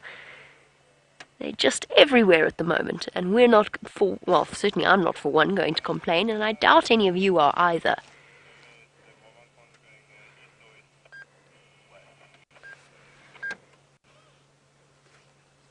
And a very warm welcome to Caroline Altman and all of the teachers at the Virginia Beach Teachers Conference. It is lovely to have you on board. Just a quick introduction. My name is Jamie, and behind me sits a gentleman called Dave, who is actually pretty much the one responsible for this whole deal. He's the one directing the camera and bringing you all of these incredible images. Now, we are coming to you live from the middle of the African bush in a place called the Sabi Sands, which is essentially a 4 million hectare, 8.5 million acre wildlife protected area in South Africa. And what an amazing place it is as well. We're currently sitting with a pride of lions that we have come to know as the Styx lions, and they're hopefully 8, maybe 7 little cubs. And last time I saw them, they had 8. I've only managed to count 7 this time around. But there are our lovely ladies, snoozing away, doing what lions do best. In this case, sleeping. They have recently eaten a meal. They're still a little bit hungry, but they have eaten recently. They've been treated to some extraordinary sights of this lion pride lying right out in the open. They're the little ones, 2 of them, sitting on top of a termite mound, playing with a branch just like a kitten. You will notice that they are bald in places and they've got some scabby skin, and that is because they are infected with mange, which is naturally occurring out here. Some lions get it, some lions don't, and unfortunately our little Styx cubs haven't been terribly fortunate and they have got it, which is why, as you can imagine, it is something that is quite contagious, particularly for a cat as social as a lion. Oh, big stretch. It's exhausting work doing all that growing. Little ones, desperately trying to find a comfortable spot. Now, we are very fortunate here in that the animals, although they are completely wild, are entirely accustomed to our presence, and as a result, us driving around doesn't have an impact on them at all. We're just a part of their everyday landscape. That's not to say that there's no level of interaction, but generally we can just move about without disturbing them in any way. Now, Caroline has sent us through our first question, which is, how old are these cubs? Now, Caroline, they are just a little bit older than another set of cubs that we have on another property called Nkuhuma. Now, these little cubs are probably in the region of between 4 to 5 months old. There's 3 actually different age groups within the Styx cubs, as far as I know. One must be close to about 5 months old, 4.5, 5 months. The others are slightly younger, and then there's a very, very young, used to be a young pair. I've only seen one of them that must be in the region of about maybe just 4 months old. So it's when they're born, lion cubs are hidden away by their mothers. They don't have them around the pride, and it's only in about 6 weeks that they start to move about with the rest of the pride. Bob, lovely to have you on board. Bob would like to know about the different skin conditions that the little cubs get. And Bob, if you don't mind, I'm going to try and answer your question once I've repositioned. I want to actually try and get around and show you the other little cubs that are on the other side of this termite mound. So we'll chat about Bob's question in a moment. I've got to be careful because there's lion cubs absolutely everywhere. That little one, sleeping all the way over there, was a recent spot. I didn't even know that it was there. Now let's try and do this very, very carefully. So Bob, mange is the big one in terms of diseases or skin diseases at least, that lions get. There's 2 types. There's sarcoptic and there's one other type of mange. This is not sarcoptic mange, which is the most serious of the mange types. They also get, the other one is called demodistic, and they are, the sarcoptic is far worse than the demodistic. This is the demodistic mange as far as we know. Fatality rates, I'm afraid I can't tell you exactly. It'll differ from pride to pride, and it depends so much on other circumstances as well, including food availability. that it's impossible to give you an exact fact and figure. There's also occasionally lions get fungal infections, and then they also get skin diseases that are related. Sorry, I'm just going to, squeeze past a tree. You okay there, Dave? Cool. They also get fungal infections and then diseases related to tuberculosis. Now, TB is a disease that a lot of the different animals of the Kruger National Park carry.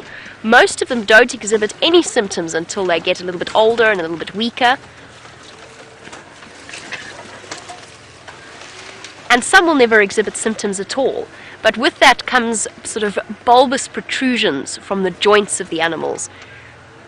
And then you get the other, just in terms of lots of different types of diseases, you get the other types of diseases like rabies, which is also naturally occurring, and then FIVs, feline immunodeficiency virus, as well as feline distemper. Those are all possibilities for as naturally occurring diseases. There we go, a tranquil scene that we have come upon. Aren't they absolutely lovely? There's the littlest one on the left of your screen, hidden away, lying completely flat on the ground. So that's one of the youngest of the Styx cubs, fast asleep.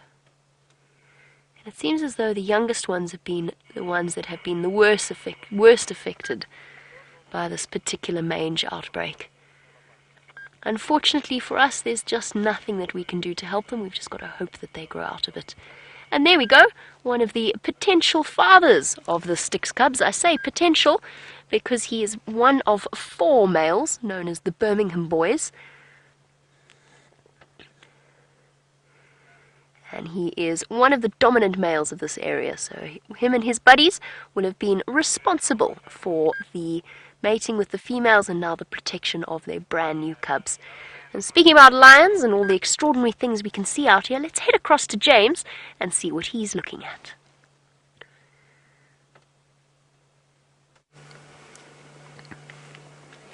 And we're back, everybody, with these tiny little cubbies. And with that, I must welcome the Virginia Beach Teachers Conference with Mrs. Altman. I believe you are in charge there. Good on you. I hope everyone's behaving themselves in an acceptable fashion. We're having a wonderful time here with the Nkuhuma Pride, which provides the bulk of our lion viewing. And quite unlike those Styx cubs who possibly are still looking a little bit ropey as a result of possibly some parental neglect and possibly some inexperience on their part, these cubs are in very, very fine condition indeed. You see they're fat and healthy and playing, their fur is in a great state, and they're having a wonderful time as their mothers and aunts sleep away the afternoon, which is a wonderful way to spend the afternoon, of course. Well, Sarah, you want to know what they want to eat? Sarah, we'll show you. Brian, who's on camera today, is going to show you now what they have been eating for the last 2 days or so. It's just over there. And it is a buffalo, which ain't smelling too fly at this stage. Really starting to rot. They've eaten most of it. They'll probably be here, I guess, till maybe the middle of tonight. Maybe tomorrow morning they'll be around, but they've just about finished that carcass, and then they'll head off. So buffalo they've been eating quite a lot of lately. You'll also find they'll eat things like impala, nyala, wildebeest, zebra. But I think probably the bulk of their food here is probably impala. Although we only see them on big kills like that, they probably knock off the odd impala during the night. An impala sort of medium-sized antelope of about 150 pounds or so, big male. And they'll devour that within sort of an hour or so. And so if they do kill at night, I think it's highly unlikely that we would even see the impala that they kill. And certainly research would indicate that that's the bulk of what they eat out here. There's a little pile of 3 lionesses, which is really quite amusing.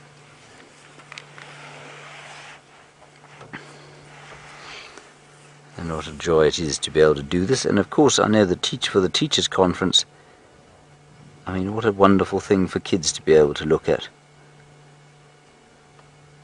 Unbelievable sights of little cubs and their mothers.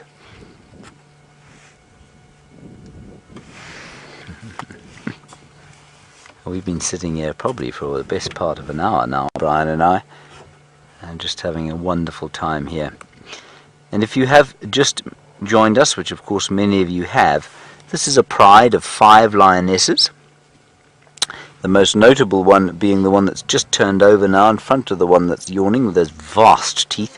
The most notable one there is Amber Eyes, and she's called Amber Eyes, Brian, because? She has amber eyes. That is correct, because she has amber eyes. Well done, Brian. 1 point to you. Bob, on the back end of my explanation, I've completely forgotten what you asked, so I'm going to ask Louise to tell me again, Huisi, if you don't mind.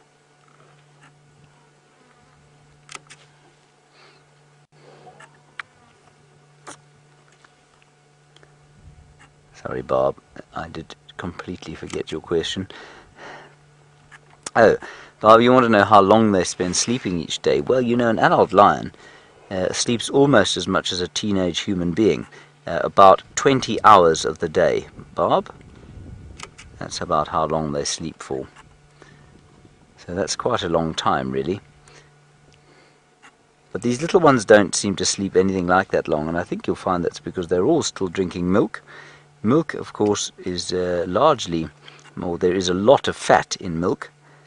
And the thing with lots of fat in milk is that it gives energy. You can move around without too much expense. It's not expensive to move around when you're operating on fat. But if you're operating purely on protein, which of course the adults must do, then it is very different. It becomes very difficult to process, very difficult to create energy from a protein-based diet only. Hello, Caroline. You want to know how far away from Jamie is. In other words, how far away is the Nkuhuma pride from the Styx pride? The answer there, as the crow flies, is probably about 5 miles. As the crow flies, so 8 kilometers, 5 miles or so. I'm not exactly sure where on Cheetah Plains those other lions are, but it's probably roughly that. And they are conjoining territories. There's very little overlap between their territories, so those Styx will sometimes come onto the southern parts of Djuma, which is where I'm sitting, and Jamie is off in the east on Cheetah Plains. The Nkuhuma pride probably has a territory of roughly 6,000 hectares, which is 60 square kilometers, which is roughly 445 square miles. Also,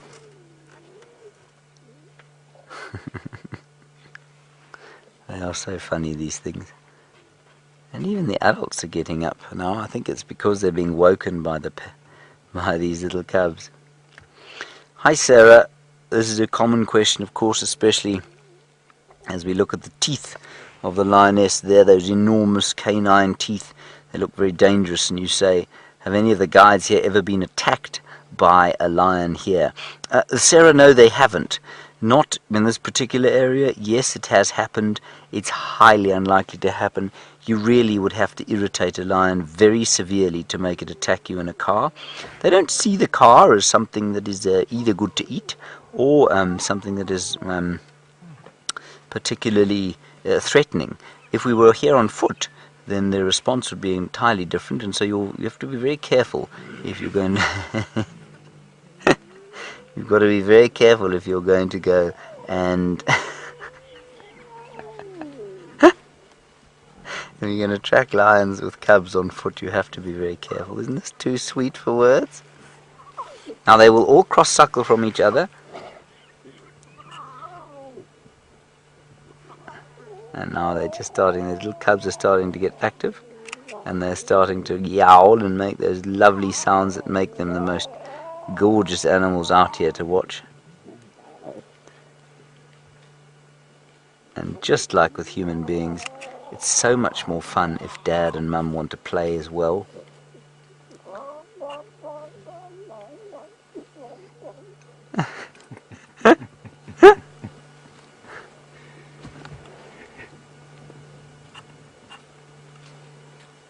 Ah, this is wonderful.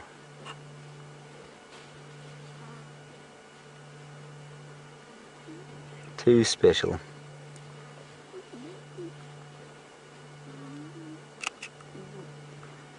And Sandra, you say, are all these cubs still nursing? Sandra, they are. They will be until they're about 6 months old. So 6 months is basically when lions stop nursing, or when they wean. They will all be eating meat, though. Well, maybe not the little ones. Haven't seen the little ones trying to eat meat just yet. But the 14-week-old and the 11-week-old ones will almost certainly be eating meat as we speak. Well, not as we speak, but they are definitely eating meat. And they will wean slowly, and by the time they're 6 months old, you'll find that they're completely weaned.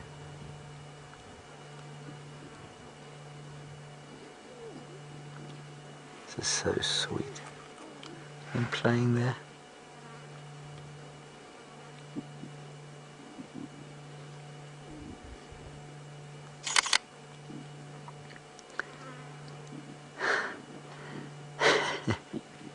Hello, Shirley, the assistant principal. You say that you want to know, do these lions have names, and if not, could you give them names, and could you call one Shirley? Shirley, I suppose you could. I'm not sure that we are going to name them just yet, but yes, eventually what would happen is that the lions might be given names. We don't normally name the individuals in a pride. We name the leopards, and we know the name of the pride. But if the animals are named, they're normally named by senior guides, and they're normally given Shangaan names, which is the local language here. And so Shirley is not a common name for lions. Have you ever heard of a lion called Shirley, Brian? No.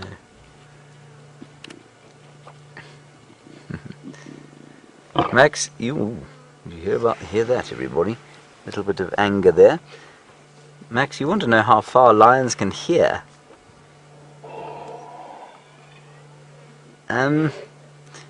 Max, I'm led to believe that lions are able to make calls over sort of a distance of probably about 10 kilometers, 6 miles or so. I think you'll probably find that they can hear each other even further off than that. So I'm going to say about 10 miles.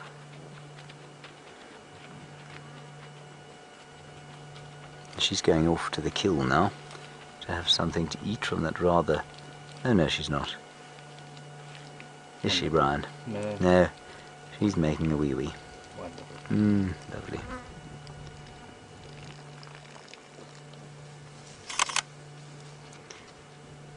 I'm glad you're enjoying this, everybody. Remember, of course, this is very hard work for us, isn't it, Brian? It is. It's exhausting. Mm. It really is. Sitting here with lions and calling this job work is very tiring. So thank you for appreciating it, everybody. Brian and I appreciate it.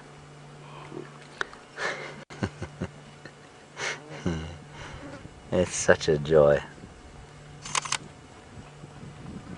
And in case you're wondering what that noise is, I'm taking pictures, but I'm taking pictures with a new, well, not a new camera, but a newish camera that we're just testing out. So far, in my opinion, it makes such a vulgar noise that I think we might have to not use it. Listen to this, everyone. Yeesh. Hello, Sarah. You want to know about dogs and want to know whether they have better hearing than lions do. I don't know that it's possible to say. I'll tell you why, Sarah. I think they hear probably a different frequency. So dogs, certainly wild dogs out here, have got they've got very large ears, and they've got large ears because they hear quite high frequency sound.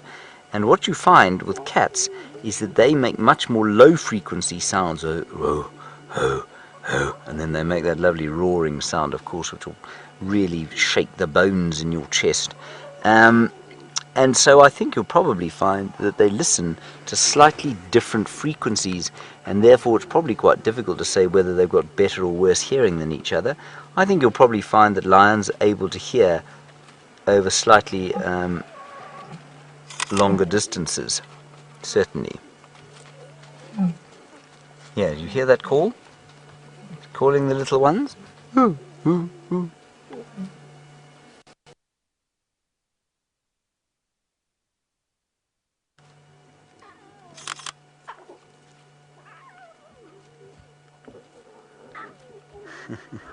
Some very cute stuff going on behind us, everybody. Alright,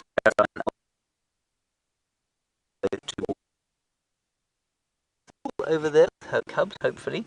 I know she's just laying down over there. I hope that you're able to join us, especially with your young classes.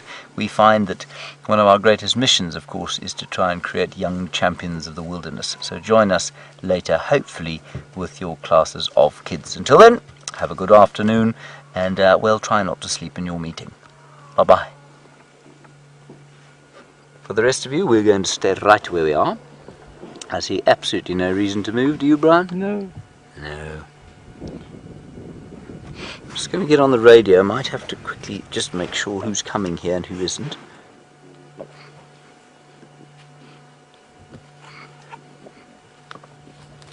And I think they've gone off to Tingana, who I think is on Biffle's hook. So Tingana's fine.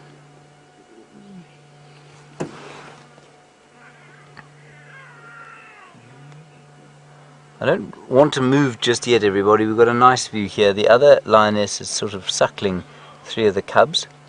They are making a bit of a noise, so it might be quite nice to move just now, but I'm in a bit of a bushy spot, and I fear we might disturb them.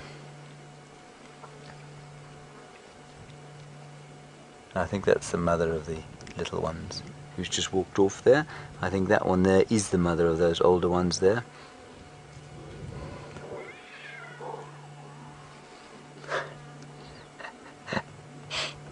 Shall we move, Brian? Yeah, let's try. You're going to try and move, everybody. Let's see what we can get from the other side. There's the sun streaming through the trees. And I'm very insulted, everybody. Nobody's complimented me on my new hat. What a lovely hat, James. Thank you, Brian. Oh, it's a splendid You were the first. Right, while we move and try and get into another position, and I just contemplate the insensitivity of everybody who hasn't noticed my hat, let's go to Jamie and get an update from her on Cheetah Plains.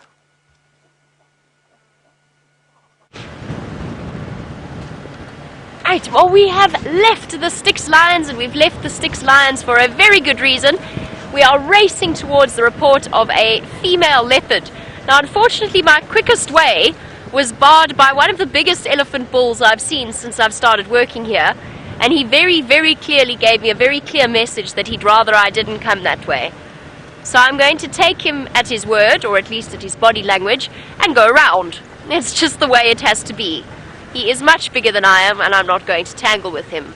It's also his home, which is fair enough. So we have to race all the way around. I'm really, really hoping that this particular leopard is Inkanyeni. I haven't seen her before, so I'm desperately hoping that that is the case. So poor Dave is bouncing around on the back, clinging on for dear life with his fingernails and his teeth. Not quite. But he does look like he's enjoying himself, so, you know. Right, hold on. Wheel spin, and round we go. Whee!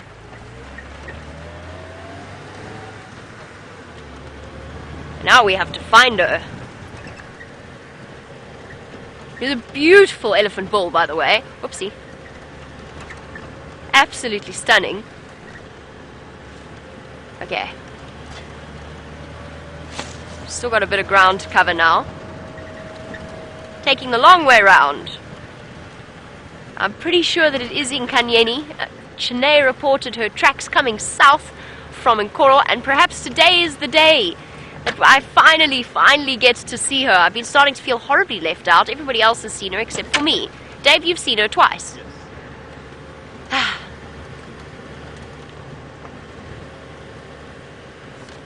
Okay, that's my jump. Okay, very good.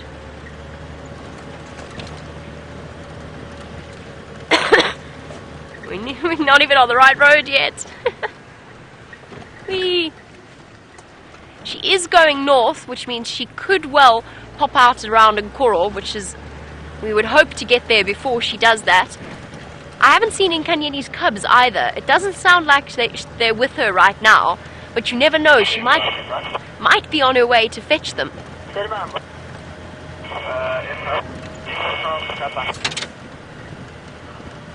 Yeah, so much meters. Okay, copy. Where do you think I can stand by if it does cross? Yeah, I can do it. It's in front of Jellyfish. Right in the water tank.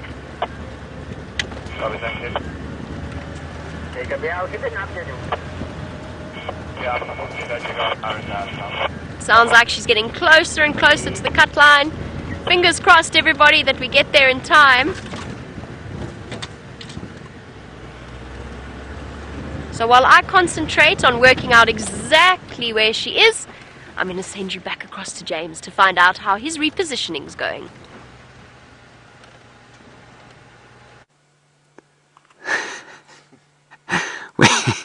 We've repositioned by the princely sum of about 3 meters, everybody.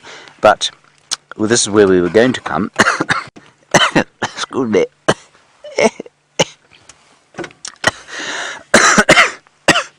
Right. Oh, James, I'll put you on the back. Hit me on the back. Thank you. Black lung. I got black lung from inhaling the Nairobi smoke. Right, what we're going to do is there seem to be some activity at the kill site, so let's go back there. While Jamie drives at high speed to a leopard sighting, which is probably of Inkanyeni, which would be rather nice. Brian, would you please observe behind us so that I don't drive either into the Tambo Thai tree or the enormous hole on the left-hand side. While I was in the Mara, everybody, of course, there is a big river there called, unsurprisingly, the Mara River. And some great pillock drove himself into the Mara River while trying to view some wildebeest crossing, which was thoroughly amusing. Not for his guests, of course. They didn't find it amusing. I don't think they laughed at all, in fact.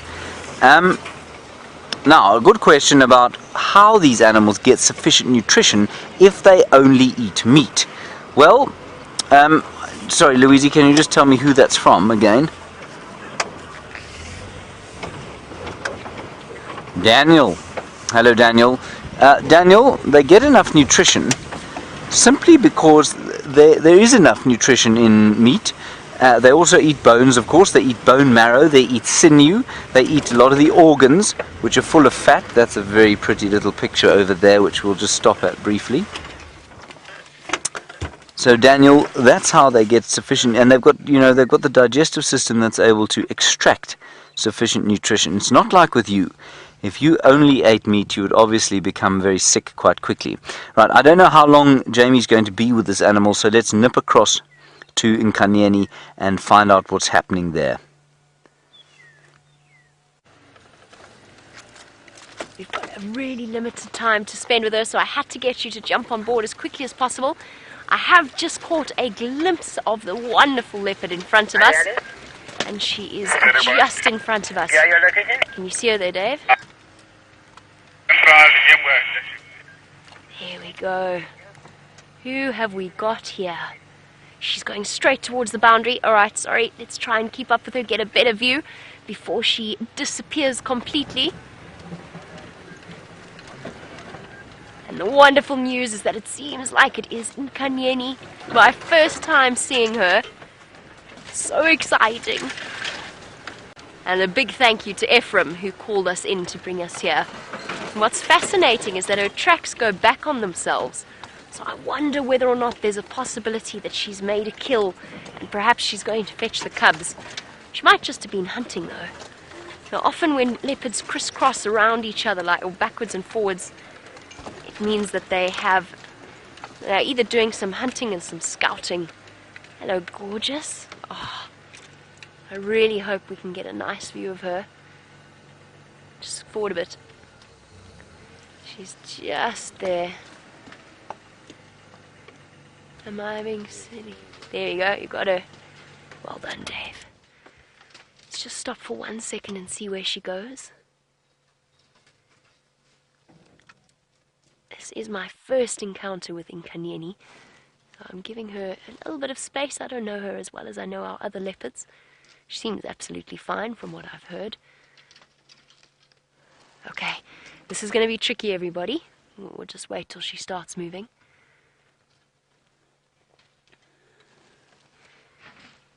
Isn't she lovely?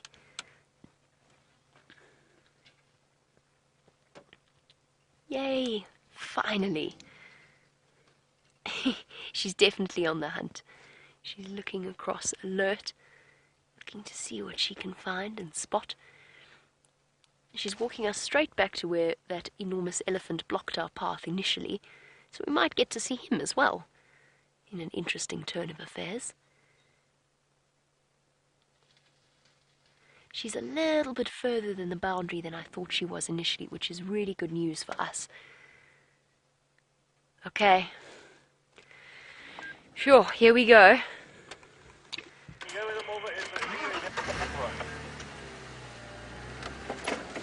We're going to try and stick with her. It's going to be tricky.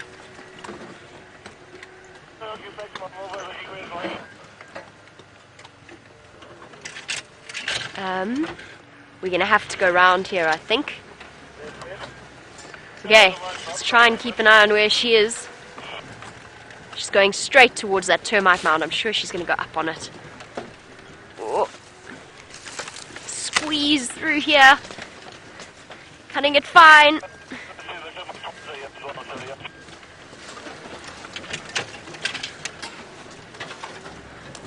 Okay, I think our best approach is going to be to try and sneak through here.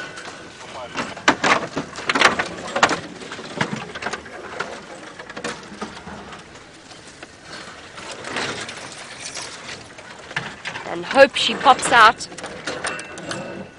on the other side of that termite mound. Cheetah Plains can be tricky in places, but we'll manage.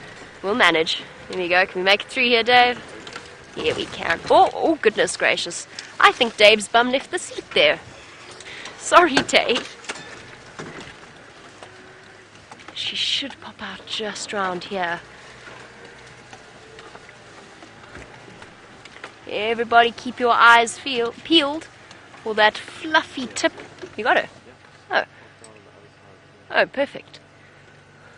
Well done. Where?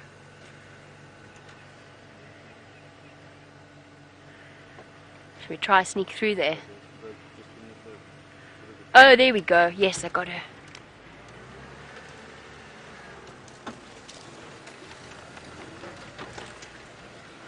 Well done, Dave.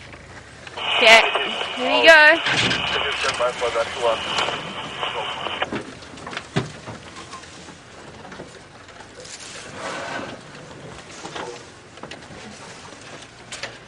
Oh my goodness.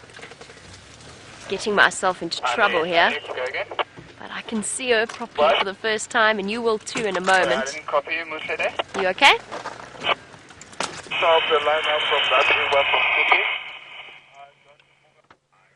There she goes. Isn't she stunning? In this glorious late afternoon light.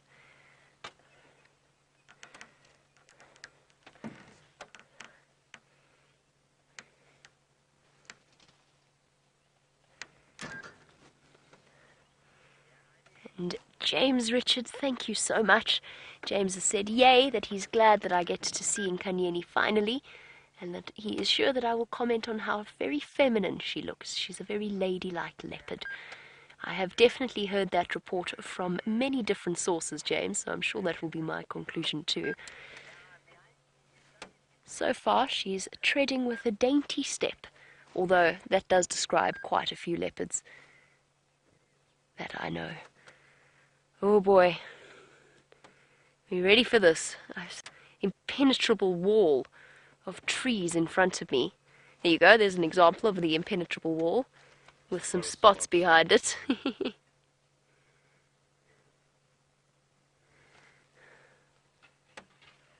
Okay. We can do this. We can do this. I am determined. And the boundary is so close, I want to spend as much time as... Whoa, you're right there, Dave. As possible with her.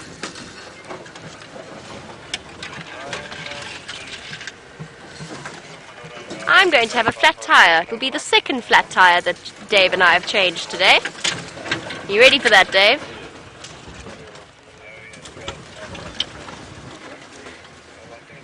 Okay, I give up on the antenna for now.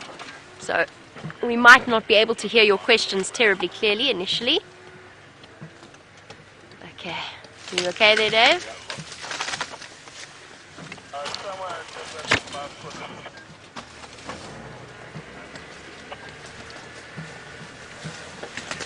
Oh, I think we're going to do this.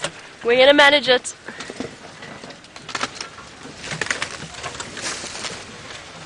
We might take half of Cheetah Plains' vegetation home with us.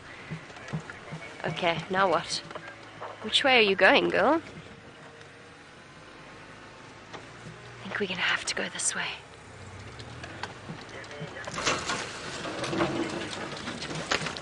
Standing by? She's changed now, she's going more west. I'll keep you updated.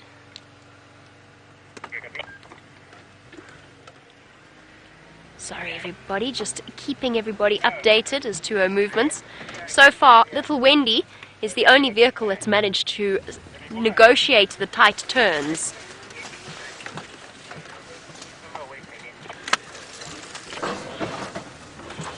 Oh, she's going up on the termite mound. Yes. Come on, girl. I think we could do this. I think we can get around. Okay. Hold on, Dave.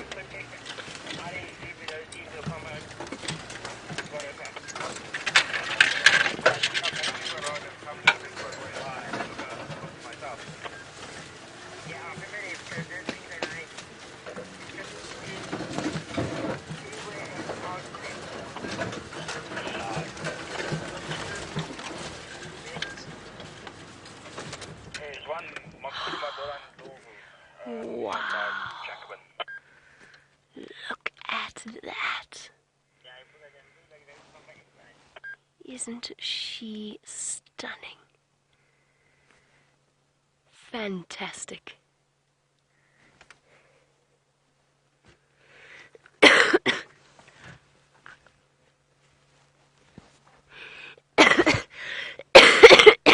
Sorry everybody, all that excitement is giving me the cough.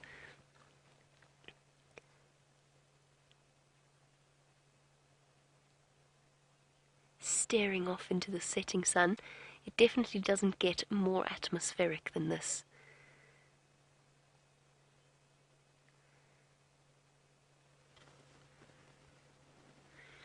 Now, luckily it seems as though, despite my bundu bashing, I can actually hear your questions coming through, which is of a tremendous relief, considering I managed to knock the antenna down right flat. So obviously we found ourselves in a good communication spot, which means that we can hear all of your questions coming through.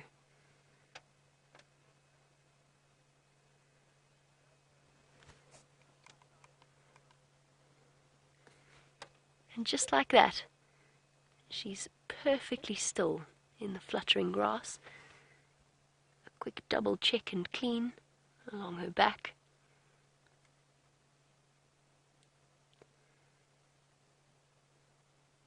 Oh, look at that. Isn't that too gorgeous for words? And we are so incredibly fortunate to be in this position, looking at a creature as magnificent as this with her beautiful profile. Jeepers, that's gorgeous. Sorry, I mean, I don't ever get jaded, but this is really stunning. Really, truly beautiful. Rob would like to know, why is it none of our animals are afraid of us? Well, that is where we're so... Oh, wow. I've lost my words. Sorry, Roth, not Rob. Roth, it's because after sort of 40, 50, even 60 years of this area being a conservation area, these animals have been treated with the utmost of respect. It takes a lot of hard work to habituate a wild animal to the presence of vehicles, but it's something that's been done, and we have generations before us to thank for the hard work that they've put in, which means that every single one of the animals we see today has grown up with vehicles being as much a part of their landscape as the trees and the termite mounds. And we're always very, very careful to respect that completely. In other words, we don't abuse that privilege. but it does allow us to sit and watch them in their natural habitat. They don't view vehicles as people per se, although I do think they know that people sit in them. And we're not a threat. They don't associate us with any bad things, and as a result we get to sit and spend time with them in a truly special and memorable way. Oh, hello gorgeous. Now, my first time seeing Inkanyeni, and the setting just doesn't get better than this. And she's even decided to halt her northern movement towards the northern side of our traverse area and into Nkuhuma, and to pose for us. Now, sorry guys, I just need to help guide one of the other vehicles in. Standing by. Are you moving or are you static? She's just gone static on top of a termite mound here. Okay, no problem. We've got your audio. And it seems as though I thought it was going to be Lion Day today, but that has not been the case at all. It's been Lion and Leopard Day. Let's go and see which particular spotted cat James has found. Central walking coming. It is Tingana, everybody. The dominant male leopard of the greater Djuma region. Tingana, magnificent male leopard. Taxon found him in that huge jackalberry tree on the Gowrie cut line, the most massive example of that great tree here on Djuma. He was lying on top of it. Thankfully we hadn't gone past that tree, but so often, you know, we go past these trees and we miss the cats lying in them. But that was not the case this time. Then he climbed down and he came into this beautiful glade where we're surrounded now and backlit by the sun that is starting to set in amongst the sort of semi-deciduous tambuti trees which are casting the most spectacular light on this area. Now, this leopard is only about 150 meters from, that's about 400 feet, well, just shy of 400 feet. Oh look, he's moving. I think the lions are coming this way. He's not far from the lions.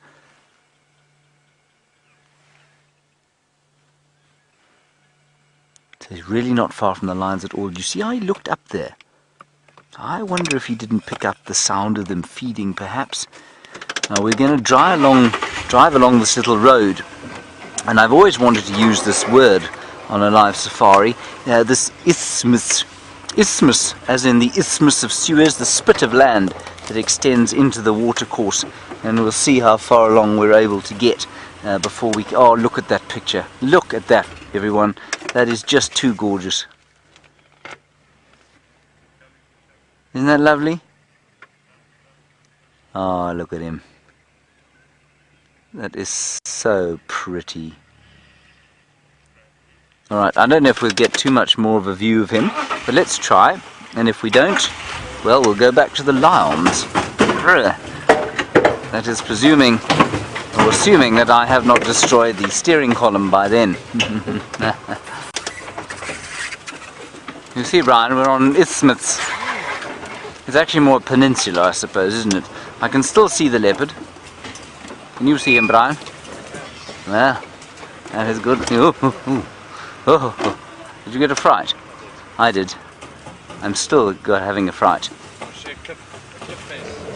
There is something of a cliff face, everybody.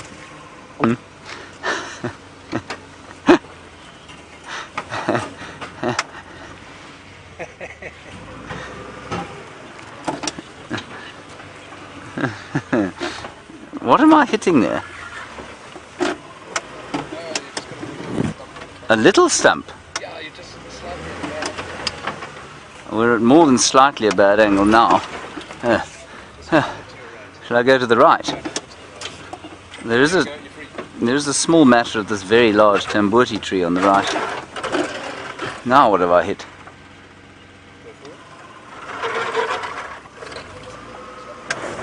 Yeah.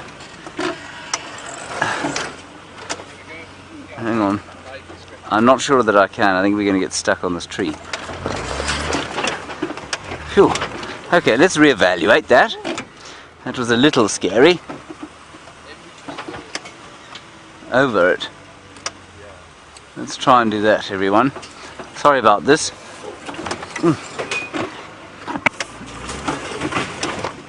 Okay, I'm going to go for it. Here we go.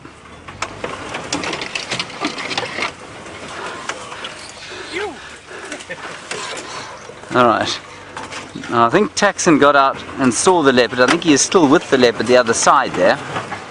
Whether we can do the same as the nimble Tingana now, I'm not so. We'll probably get down here, Brian, if I angle the vehicle correctly. I'm astounded we still have signal. This is very good news indeed.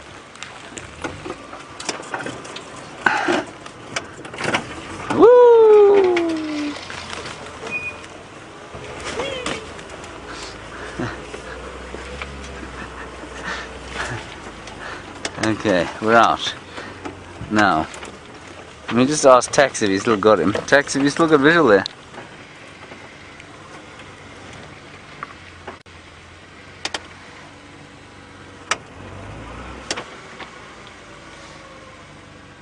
I can't copy him.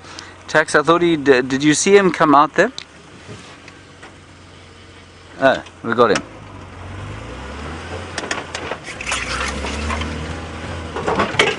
Copy, we did get across things. Blinding light in front of us, everybody.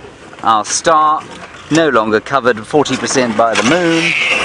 Horrible noise, trees swacking us in the face. I hope you're all okay, haven't lost your teeth. He's now heading, everyone, straight towards the pan at the Djuma Dam. So keep an eye on the Djuma Dam camera. See what's going on there. And the Impala alarm calling there. No, don't keep an eye on the Djuma Dam cam. It's currently not functional. Not sure why. Right, let's go through here. It's rather hellish driving into the sun like this. But I'd quite like to spend a little bit of time with Tingana in the dimming light, and it does clear up a little bit in front of us. No, we can see the dam cam, so keep an eye on that. I wonder if he's not going to go and have a drink there, everyone. Now, while we drive through here, I apologize for the noise. There are the Impala in front of us. You can hear them shouting.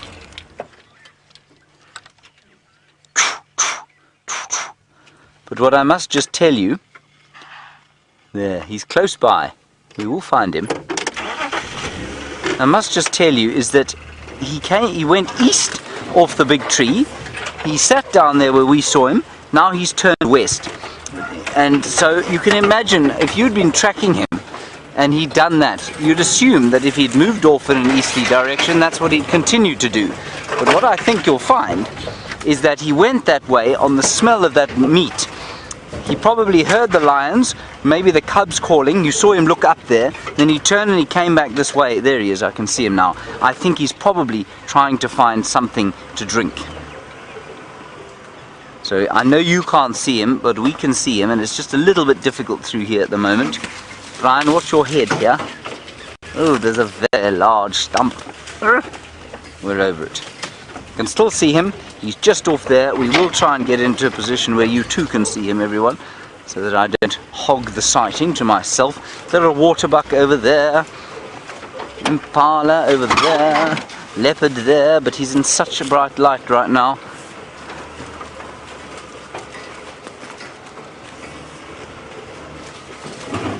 Brian, you might describe this as a blindathon. Sorry about the noise. Alright, we'll get a view for you now, everyone. Okay. Let's just see if we can get one there.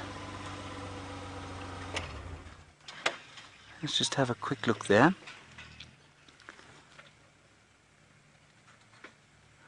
Ah, thank you very much, Gracie, age 9, while we wait to see if we can find Tingana in that thick bush. You say, you did notice my new hat, thank you, Gracie, but you didn't, you had him. Oh, sorry. Sorry, there he is. Gracie, you say you didn't want to mention my new hat as we watch this beautiful leopard walking through this incredibly coloured grey and gold vegetation. You say because you didn't want to remind me of my bald head. Well, thank you, Gracie. That is very kind. Certainly kinder than anyone else in the camp has been. They always remind me of my bald head, you know. Don't you, Brian? Especially with your long locks that you have. Your lusciously long locks. I love leopards in this light, in this vegetation, and while the vegetation itself can look a little harsh, I just think a leopard in this kind of light and in this grey vegetation with the odd copper and gold leaves hanging from them like sort of jewels dripping from the trees, I think the leopard is the most perfect colour. I don't think that's the easiest place to drive though, do you, Brian? Wouldn't describe this as a highway.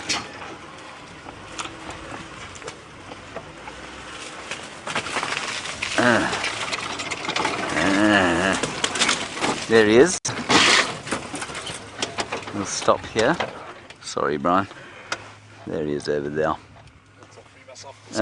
Brian is now stuck in a strychnos bush, everybody. Sorry about that. But there you can have a view of him. Not Brian. That's the leopard. Looking at us as if to say, what are you both trying to do?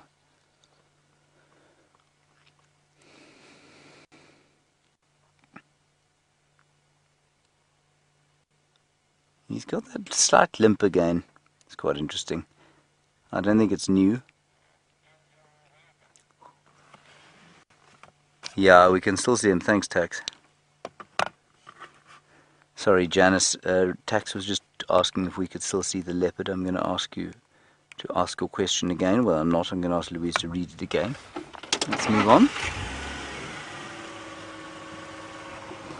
Oh, Janice, you say, do we ever feel in danger of being attacked out here? Sometimes, Janice. By elephants largely. You're right there, Brian. Yep. Elephants are the ones we watch out for the most in the vehicles, I think. I mean, there's certainly been the odd times of late when we've had one or two leopards or lions growling at the car. And then you do feel a certain amount of nervousness. And I mean, we had an amazing sighting, Eggsy and I, the other day, where the lioness with the tiny little babies came right up to the car, to the extent that we couldn't film her because she was so close. And then when they look up at you, you do feel, ooh, okay. But no, if you do feel in danger, it's normally, like I say often, because you haven't read the behavior properly, not sure what the animals are, or you haven't read that they're saying to you, don't come any closer. And the leopard's there.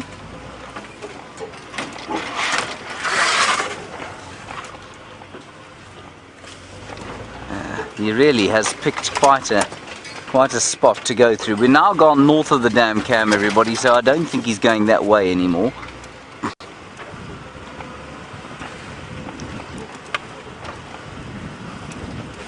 Let's just keep going up this way. And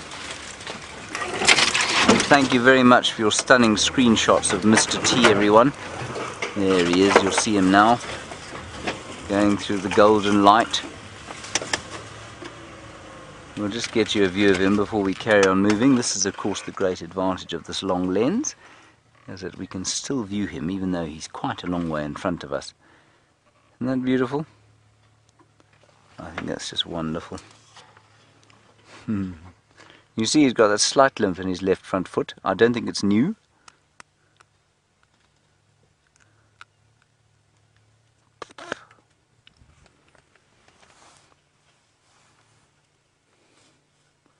Actually, oh, there he is. I couldn't see him with my naked eye. Now I can. And if Brian was to zoom out now, see how long you can see that leopard in this amazing light for. How's that? Isn't that amazing? That's about the view I have with my naked eye. Now you're slightly pulled back from what I can see. Isn't that cool?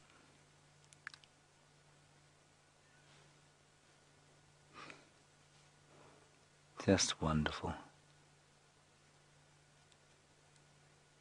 I'm going to wait here and see what he does. He's changing direction quite a lot. I think he's on the hunt.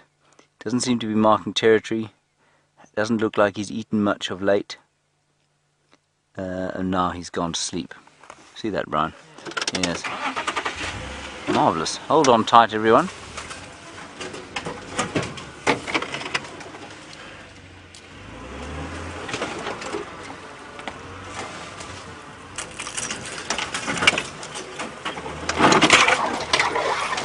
Luckily it's a clearing, Brian. There's one problem you don't have in the Mara, you see. Not much of this sort of bushel around. Not many leopards like this around though.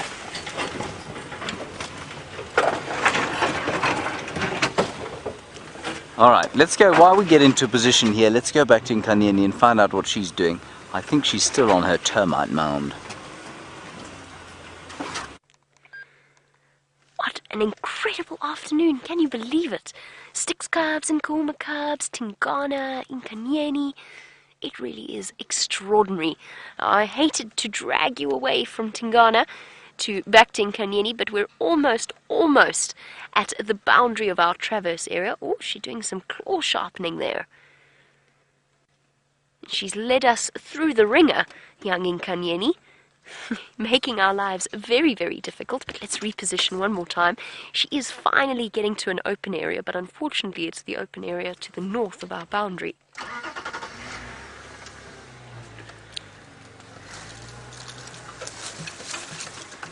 I love that. Kathy says that Inkanyeni is the Aubrey Hepburn of leopards, and I think that's a beautiful description. And I must say, she did pose so beautifully for us, didn't she, Dave? That was extraordinary. In that lighting, that leopard. Whoopsie. A beautiful girl.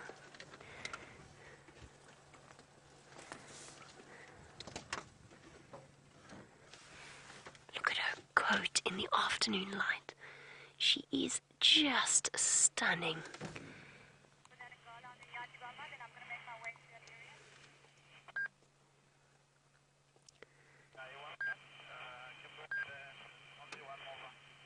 Oh wow.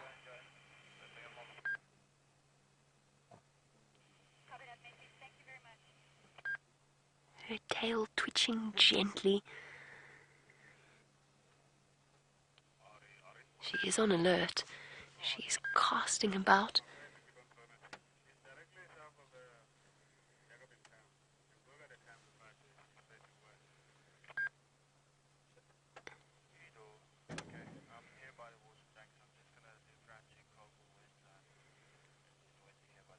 She's double checking around, making sure everything is safe.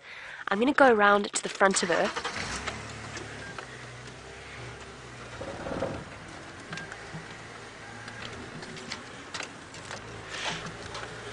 Now, Davina in Illinois.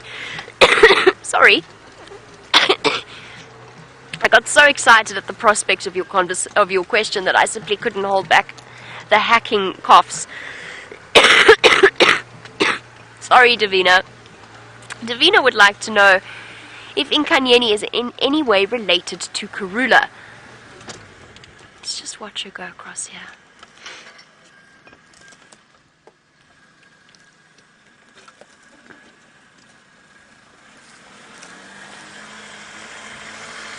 How's it, honey? No complaint. Hey, man. Hi, guys. Okay. No complaint. Are you off, or you... No. Okay, cool. Shame, that was so polite of him. He went all the way around the back of us to stick with her. Right, where were we? Davina's question. Is she in any way related to Karula? She's jogging now. What has she seen? Let's just stop here for 1 second. And I don't know the answer to that, Davina. I know she's not a direct descendant of Karula. I think that she might potentially share a father with Karula. But for those of you who are more familiar with our leopard tree, family tree, if you could let me know what the relationship is between Inkanyeni and Karula. It's gone straight out of my head. I didn't know it at one point. You'll probably find with most female leopards in an area like this, because of the way that mothers pass territory down to their daughters, there is a very, very good chance that there is some kind of connection there. Whether it be a shared father, or potentially a grandmother, or a great-grandmother. Casting about, looking around. Let's try and follow her on the road. There's two of us following her, and I'm going to go take the road rather than through the block. And that way we'll make sure that she doesn't disappear away from us. And I also don't want her to feel too under pressure, because while you were with Tingana, we were joined by one of the other vehicles. Dave is standing straight like a meerkat on sentry patrol, helping us look for her. So bear with me while we just try and find her again. She's in this drainage line system. We're right on the northern boundary. I'm just going to try and go around the side. There are other vehicles waiting to come into the sighting. So what we'll probably do is enjoy this as our last view of Inkanyeni. Actually, I can't see her anymore. We'll enjoy what we had of our last view of Inkanyeni and send you back across to James.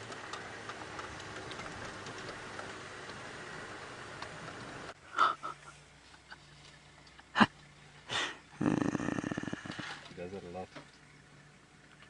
As of late, doing it every drive at least. Hello everybody, welcome back. Again, we're looking at Tingana. We thought we were stalking some impalas, which were just up ahead there, and then he went to sleep. Well, he sort of lay down in his regal fashion. That's what he does, you know, Brian. He's quite regal. Oh, so regal. He's so regal, so princely.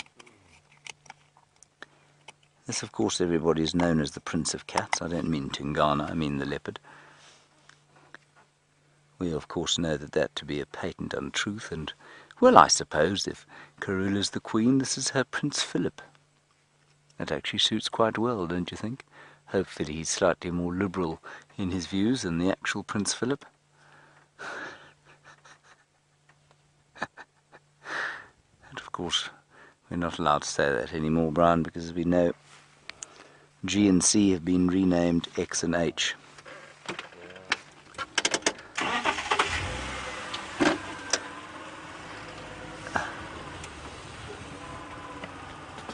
Oh, look at this light.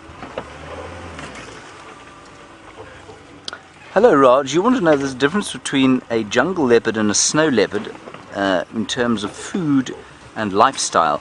Well, a snow leopard, of course, is a totally different species. And if I'm not mistaken, doesn't even belong to the same genus.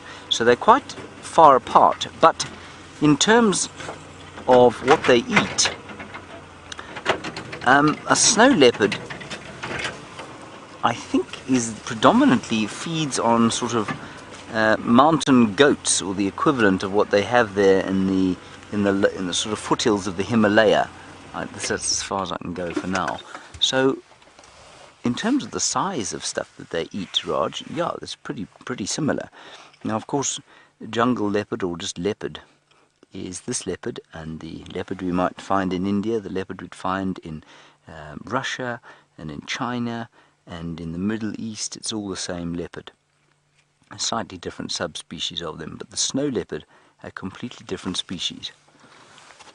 And I've seen that, I mean, if you haven't seen it, some astonishing footage of a snow leopard actually catching, it's some kind of Himalayan rock-jumping antelope. I forget exactly what kind it was. But leaping, I mean, the chase is unbelievable. And I don't know where it was BBC's, it may have been Planet Earth, where they filmed it. And it's about an impala-sized thing, I suppose, but it leaps up and down the rocks, and the snow leopard manages to catch it. You can't believe the chase that goes on. So yeah, similar-sized food, but totally different species. Now, I can't really move from here, everybody, without disturbing him, so I think let's just watch him like this for now.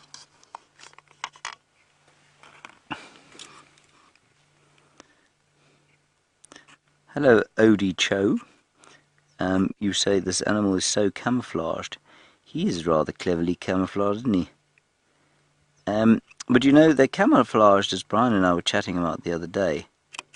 They're largely camouflaged for this very season. I'm just going to lower my voice a little bit. I think I'm talking for the speed at which we were driving.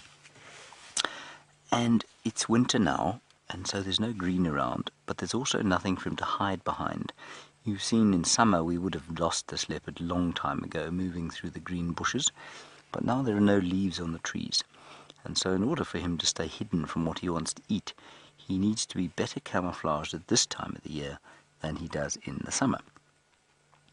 And you can see that that gold and bronze colour very much mimics the dappled colours hanging from the grey trees, and so when he walks through the setting sun like this, he absolutely is beautifully camouflaged. He's the perfect colour for this time of the year.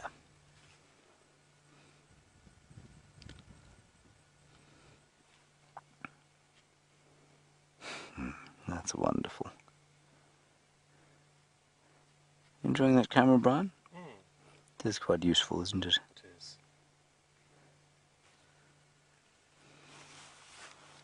Now, like I say, there were some impala up ahead. I don't know that that's what he's after right now.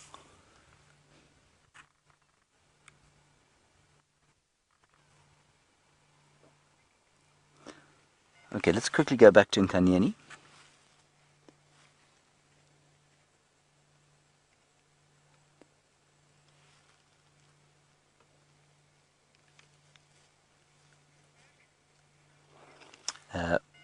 Not back to Inkanyeni, but back to this leopard here, Tingana.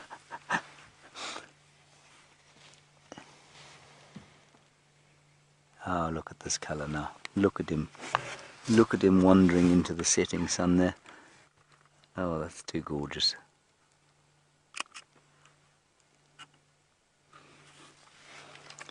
It's too much of gorgeous, Brian. Way too much. I feel quite gorgeous out.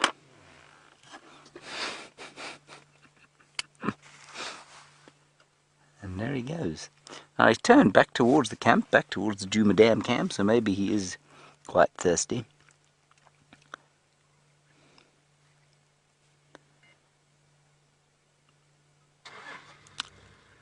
Okay, well,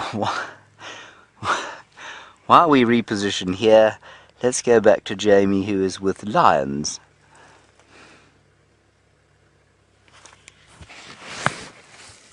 Tingana for too long.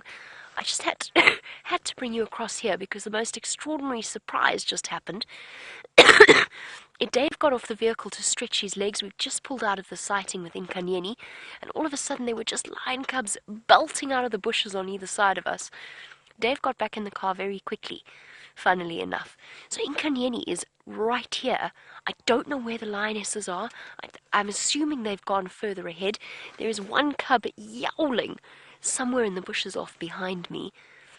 And that would account for why Inkanyeni was so nervous when she jogged across the road there. I've lost everything. The leopard's in there somewhere. The cubs have just crossed. Let's just go and see if we can't catch up with this cub that's making all the fuss. I don't know where the adults have gone at all. I don't know where these cubs came. Well, I do know where they came from because we were there. But we were far. Let's just check I'm not riding over. Standing by. I can't see my fuzzies, only my pimpans. 3 of them have just run north across the boundary. Okay, thanks. Where are you going, little cub? Alright, I don't want to push too hard here because something's frightened them. There goes little cub.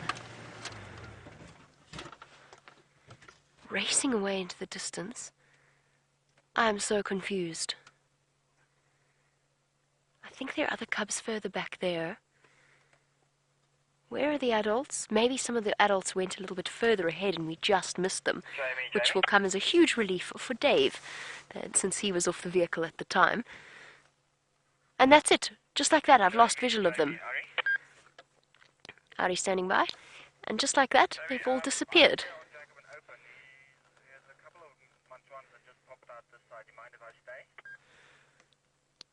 You're more than welcome. Are there any adults there?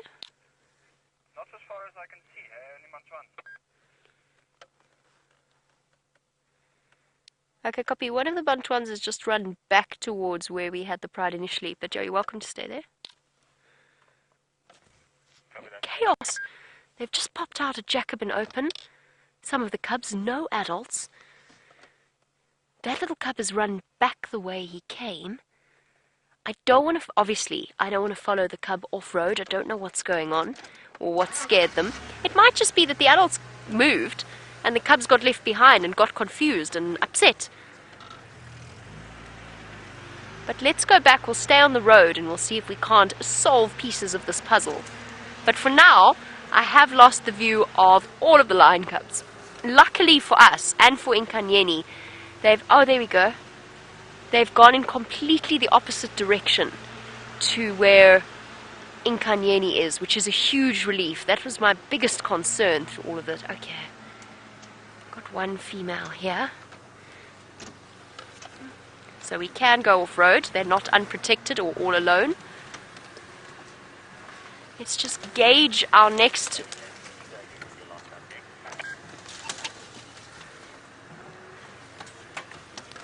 Mike, came upon the Styx pied about 50 meters west of where I saw you. A couple of the Mpimpans have crossed north. I've still got one Mafuzzy and Mapimpan just off the road here. Okay, copy that. Sorry everybody, trying to do game drive comms as well. Phew.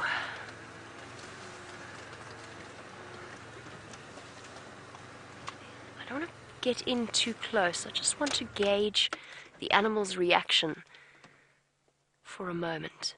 I think they're all fine.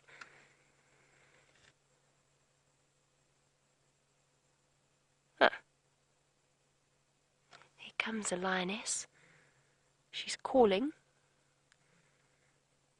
I think she lost. Maybe the adults did go through.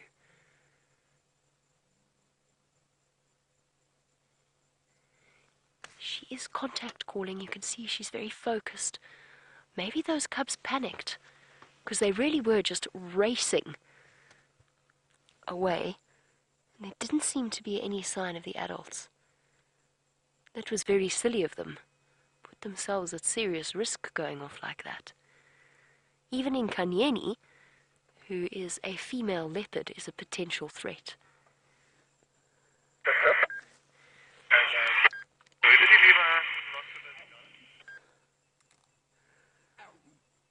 Oh, little cub is making a fierce racket.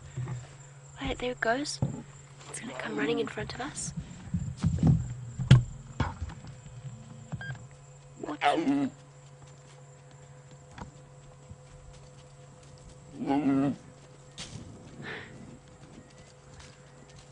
What's wrong, little one?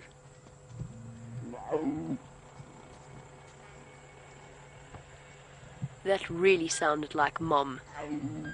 Mom! Racing off to find the rest of them. Our lioness is just... Where'd you go?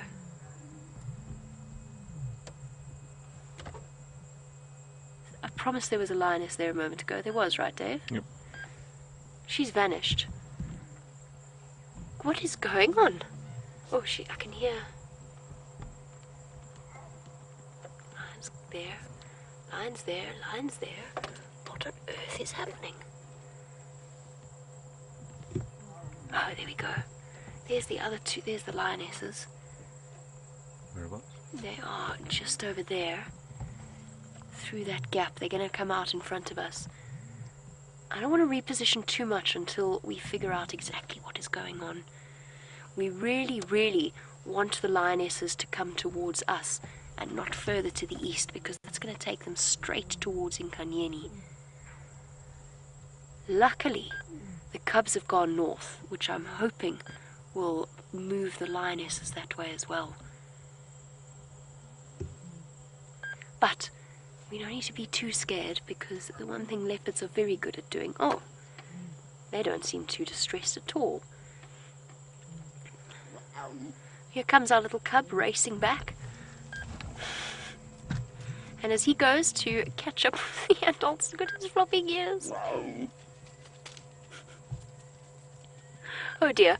While our little cub races back towards the lions, it's another big cat extraordinaire. Let's go back to James and to Tingana.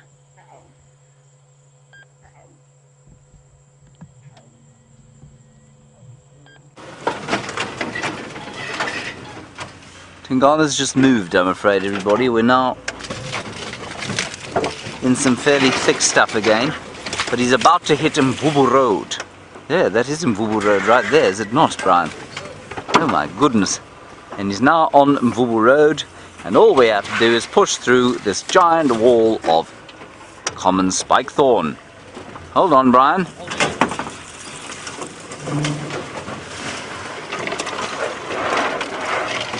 Well done, Brian. Well held. I'm just indicating to Taxon where he's going. We're on a road, thank goodness, Brian. Whew. How are the tyres that side? Okay, don't worry about them. Let's just watch the leopard for a little while. He's having quite a walk this afternoon. I think maybe the Galago Pan. So the Galago Pan is just off to the left hand side of where he is now, there, and the other one behind you there. He might do a little bit of marking of his territory there. There we are.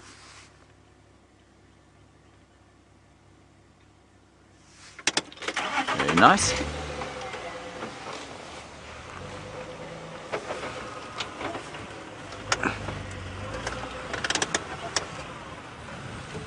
I'm just going to move out the way so that Tex can also see him. Yeah, no, he's now turned towards the Galago Pan. He's feeling a little thirsty. Don't blame him. I'm feeling quite thirsty today. It's been quite warm.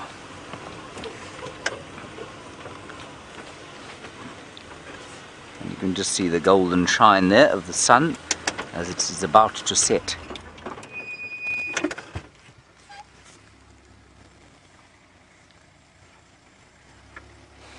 Now he's going into a block, everybody, that we are not going to attempt to follow him in. That makes that other block look like the clearings of the Great Masai Mara.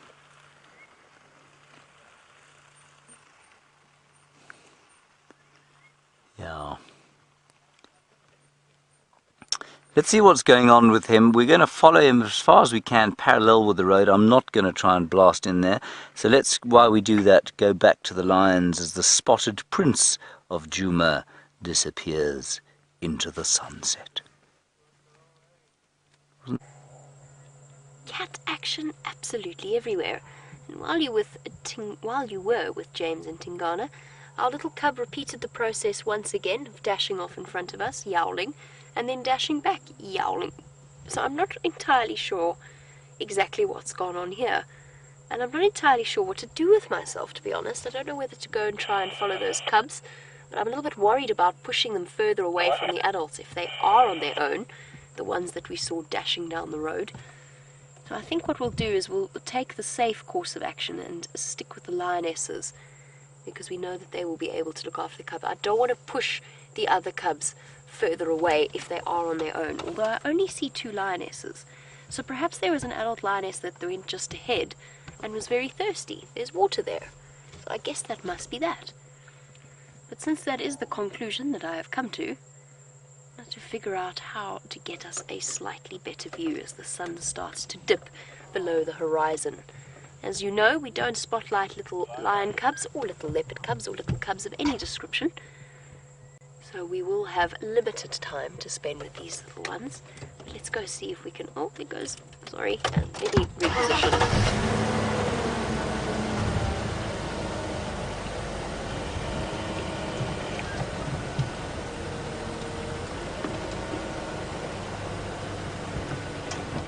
Jerry in California, welcome to the Sunset Safari. Yes, absolutely. A lion will recognize the call of its own pride. It's not just standard lion noise. They probably, to be honest, Jerry, they probably recognize the individual that's making the call, not just the fact that it's from the same pride as them. So it is something that they are very, very good at. Even human beings can recognize, with plenty of practice, who start to recognize the difference between male and female calls, contact calls, cub calls. Well, oh my goodness, poor Dave has just been thoroughly bumped about this afternoon. You're right there, Dave. We're going to need to get you an ice pack after this drive. Sort of.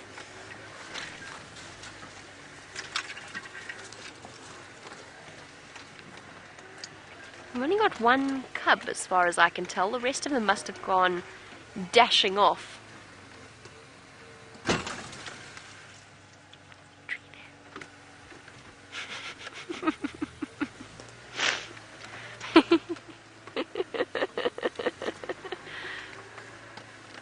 Just the jack.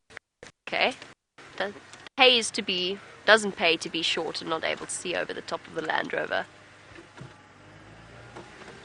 How's your view there, Dave, of our little cub still yowling?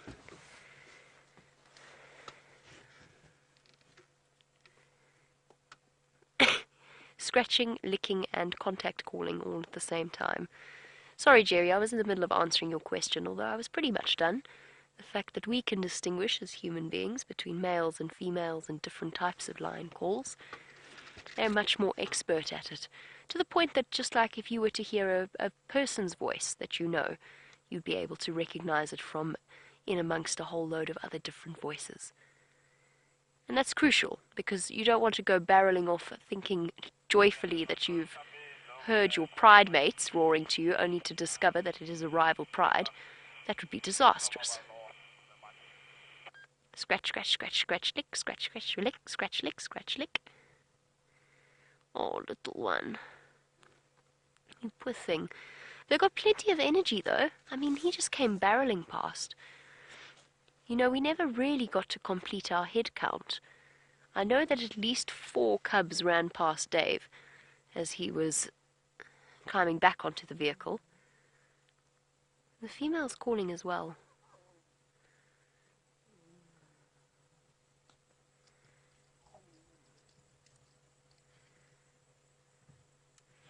And while our lovely lions decide what it is they're planning on doing, let's jump on board with James for a quick peek at the setting sun.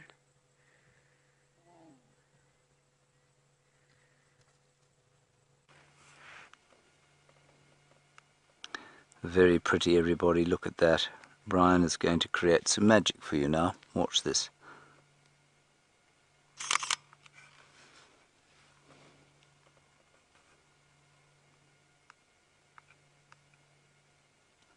Isn't that lovely? Just have to quickly take a call from Tex. I think he might have the leopard. Go ahead. Wana jambo.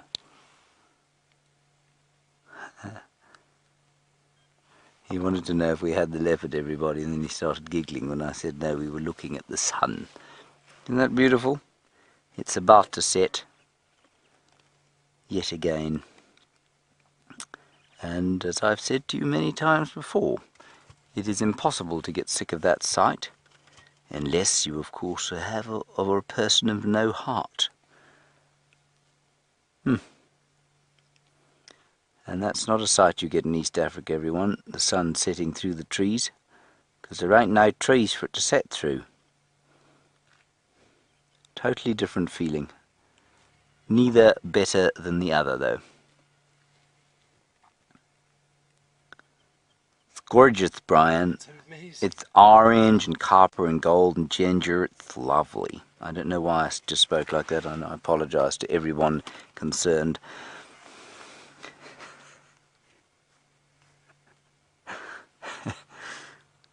Very pretty indeed.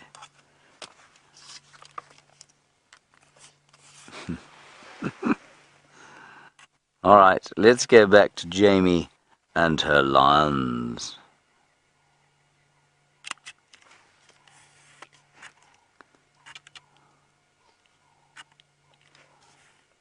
Jimmy.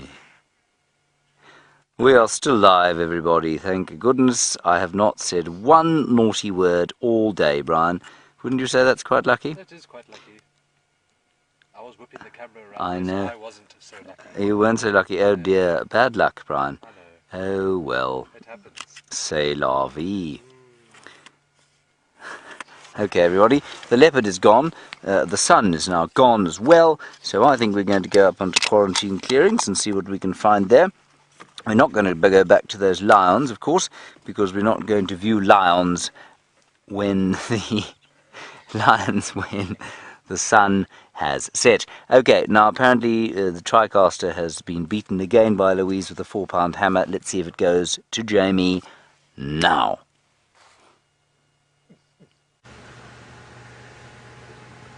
Poor Louise is going to end up taking out that giant 4-pound hammer that she keeps hidden away for special occasions in order to beat TriCaster into submission.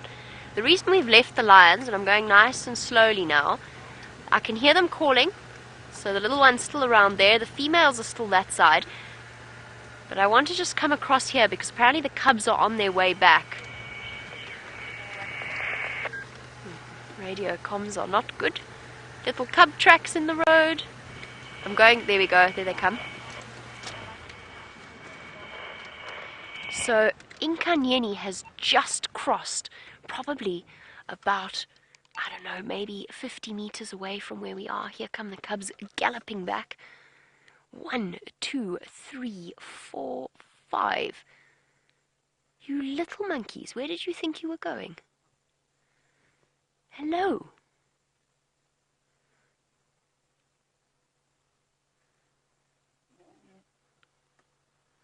Look at this one with its floppy ear in the road. Hi, Munchkin.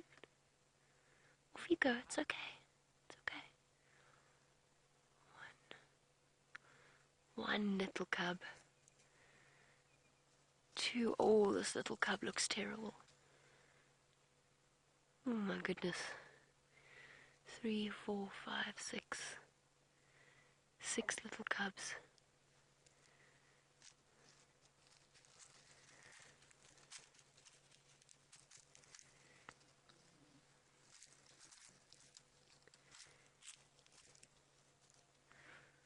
Oh, little ones.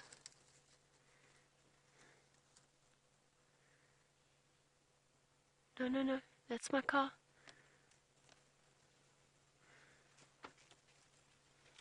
The lion cub is right underneath the car. That's the first time that's ever happened to me. The lion cub went under the wheel. It went under the car and out the other side. I was trying to keep my movements slow so that I didn't scare it. So in case you ever wanted to realize just how comfortable the animals are with us, that lion cub just climbed underneath the car and out the other side. Poor little things, they do look terrible. Sure. It was quite a shock. I haven't seen them properly since I went on leave. Some of them definitely look worse. Okay, so making their way back towards the adults, which is good news. Unfortunately, 6 cubs just came back that way. There was a 7th with the females.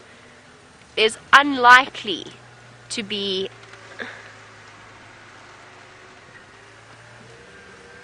another little cub wandering around somewhere here, so there's a good chance that unfortunately one cub hasn't made it. The littlest ones, I think, are potentially on their way to succumbing to the mange.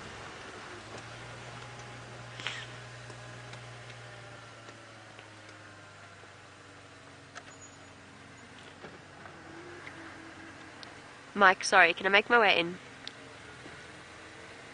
Yeah, look on your left. She's just crossed. Copy, thanks.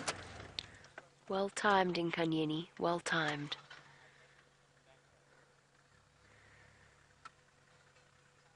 Go, girl, go. You don't want to be around in this area. Standing by? You mind if I squeeze behind you here quick? Go, go, right ahead. No problem.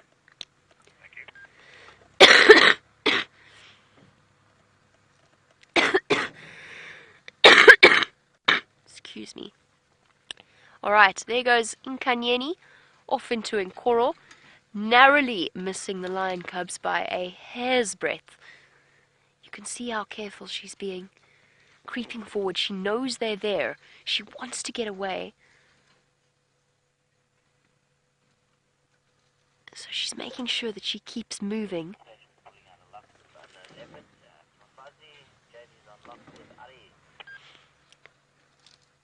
A couple of people are saying that that's not Inkanyeni. Have I got that wrong? I've never seen her before.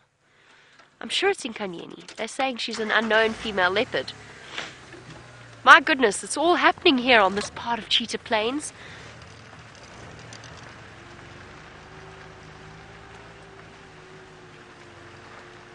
Pretty sure that was Inkanyeni. I'm confused, I don't understand. There's just a bit of chatter on the Game Drive channel saying that it's not.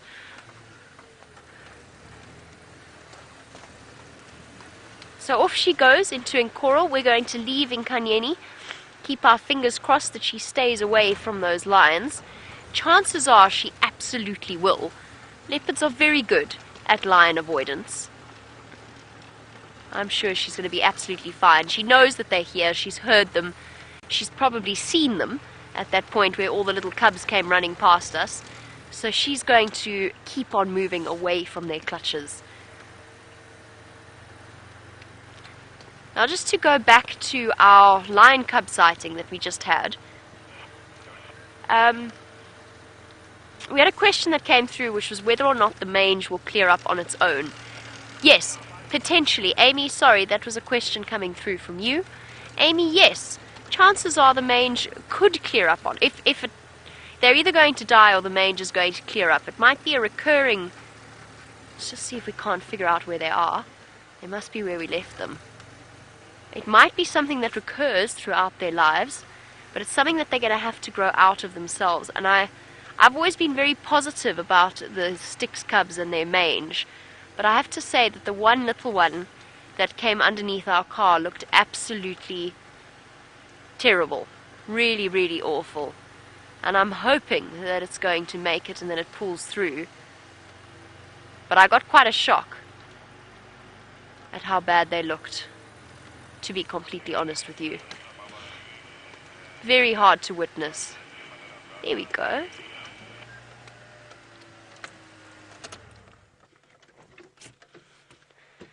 And Jane, you're thinking along the same lines as I am. Oh, reunited once again. You silly nunus, where were you going? Got confused. Jane is thinking along the same lines, which is, could the wildlife authorities not treat these animals? And the answer is no. Unfortunately not, and I understand what you mean. I feel it as much as you. Whenever we see animals in this condition or with a limp or an injury, it's very, very difficult. It's something very difficult to explain. But the standard approach is to let nature take its course unless it is a human-inflicted injury. And I know that there is an argument about how we are the reason that some of these animals are endangered in the first place, but the truth is lions are not endangered in South Africa. And an overpopulation of lions is worse, because it means the end of leopards, it means the end of cheetah, hyena. So we have to let nature take its course. I know that's such a cliched saying, but unfortunately it's very true, because nature's been doing it for longer than we have, and probably with a far higher success rate. And if we saved these cubs now, we might end up, if we saved all of the cubs that we wanted to save, we'd have too many lions in this particular area. We have to let nature take its course, unless it is human-inflicted, which is why Sindile was caught and darted and vaccinated, because that was as a result of human interaction to a certain extent. Little snarl at the cubs. And really, hopefully all of them will be fine. I think that only the older ones are going to survive, but I really hope I'm wrong about that. And no lion pride raises all cubs straight through to adulthood without loss.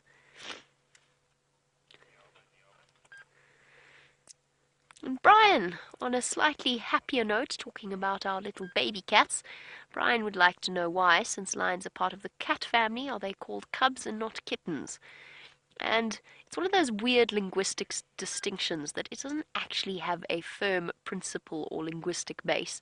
But because they are part of Panthera rather than the Felidae, well, they're part of Felidae, but the Felis family, so wild cats, tame cats, domestic cats, all of the smaller cat species, their babies are referred to as kittens. Those of the Panthera genus, tigers, leopards, lions, mountain lions, snow leopards, all have their babies called cubs and not kittens. It's because it's something that distinguishes them as part of the Panthera genus. but there's no real distinction. It's just one of those linguistic idiosyncrasies, like calling an elephant a bull and a calf and an impala a ram and a ewe. And baby mongoose kits or kittens, and it gets very confusing. Well, luckily for our lion family, they are reunited once again, and we have a happy and contented scene playing out in front of us. I'm going to leave them now, as it is starting to get dark. I'm going to leave them to carry on their business. I also don't want to run the risk of interfering in any way in case they do happen to come upon Inkanyeni in Nkoro. So while we move off, let's go and have a look at James and his stripy ponies.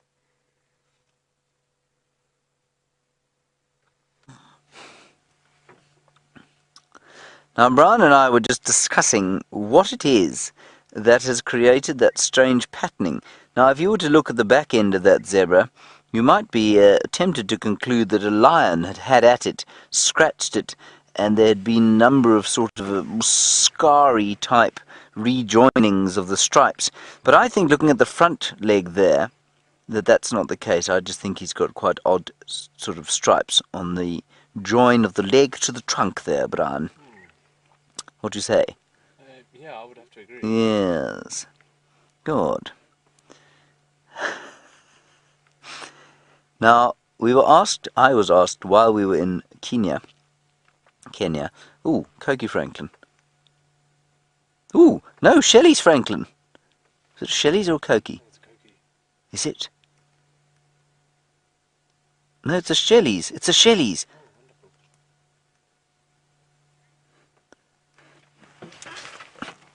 I think I'm going mad. I'm just going to check that before I tell you a horrible lie. But do you see the white there? It might just be a Mrs. Koki. It's just because I want to see a Shelley's, you see. Let me just quickly check in me book. You've still got him there, have you, Brian? Yeah. Franklin 162.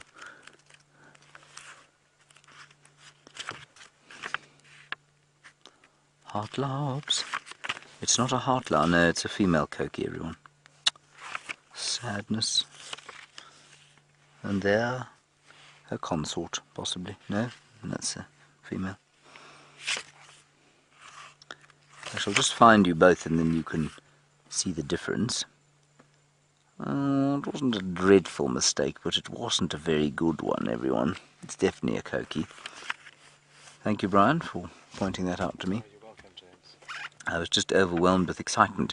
Now, as I was saying, in Kenya, what you have there are the zebras, and then we were asked, are they the same, first of all, and they are.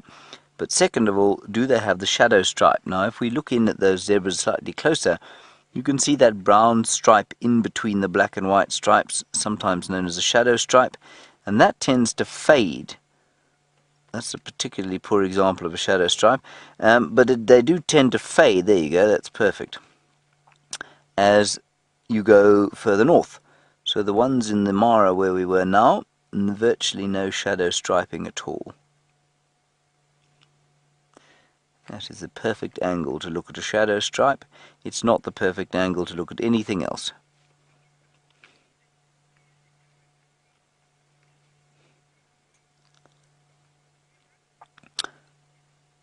Hello, RC in the Netherlands. You're wondering about something called a Grants zebra and whether it is a different subspecies. Look, the biologists can never agree with each other. They're a bit like politicians. I'll show you the differences. There are only 4 species of zebra. There's the Cape Mountain, the Hartmann's Mountain zebra, the Plains or Birchall zebra, which I think is sometimes called the Grant zebra, and I think you'll find that some sometimes call or differentiate a different subspecies. But then you have something called a Grevy's zebra, also up in East Africa, but we didn't find those in the Mara. They're not found there. So let me just quickly check here. Look, they're all over. It's Koki City. 5 in total.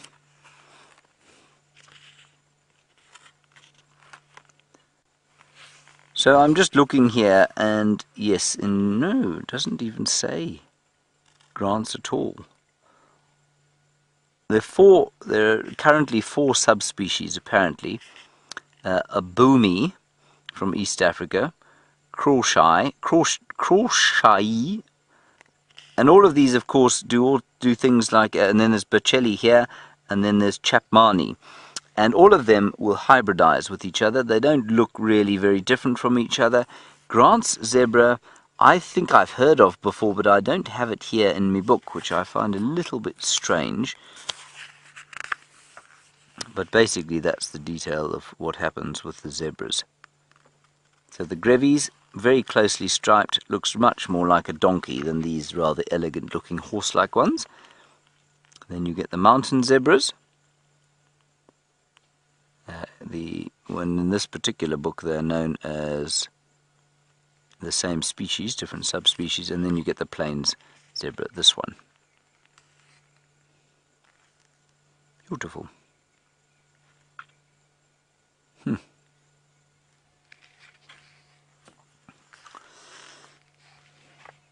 Alright, let's head back across to Jamie. She's going to depart the plains of Cheetah. Brian, you've caught me with my leg hanging out the window. I was just enjoying the relaxing sighting of the zebra, reading up on them as we watch that zebra disappear into the sunset. Let's go across to Jamie as she leaves Cheetah Plains.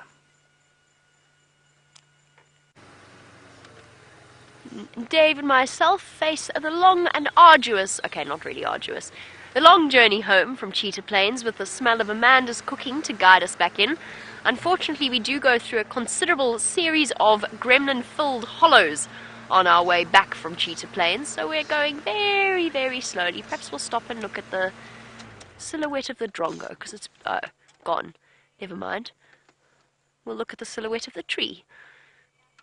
There was a fork-tailed drongo there, a little blackbird, chirping away merrily, but I think they heard me say that we were going to look at them and they promptly got camera shy and flew away.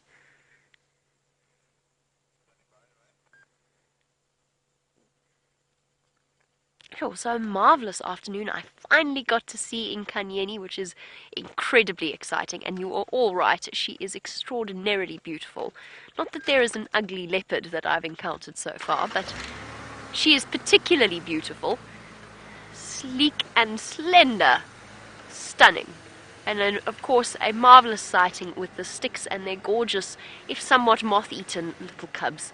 Right, well, we come now to the end of our sunset safari, so a big thank you to Dave for all of his fantastic camera work and for so promptly getting.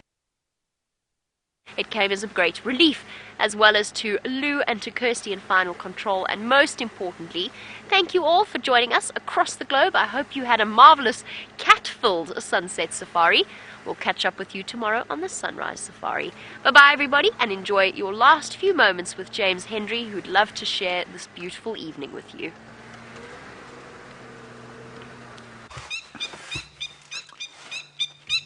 Now there's a Cokie Franklin telling you why he's called a Cokie Franklin somewhere in here, but we can't see him.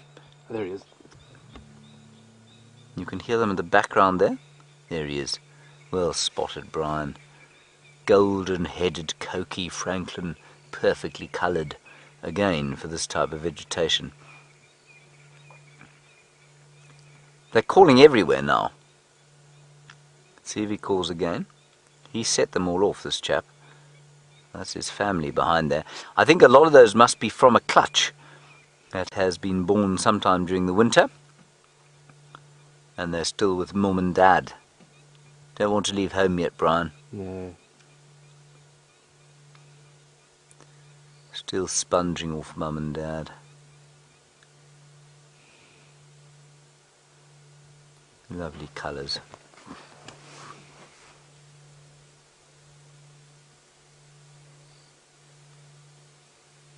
Hello, James.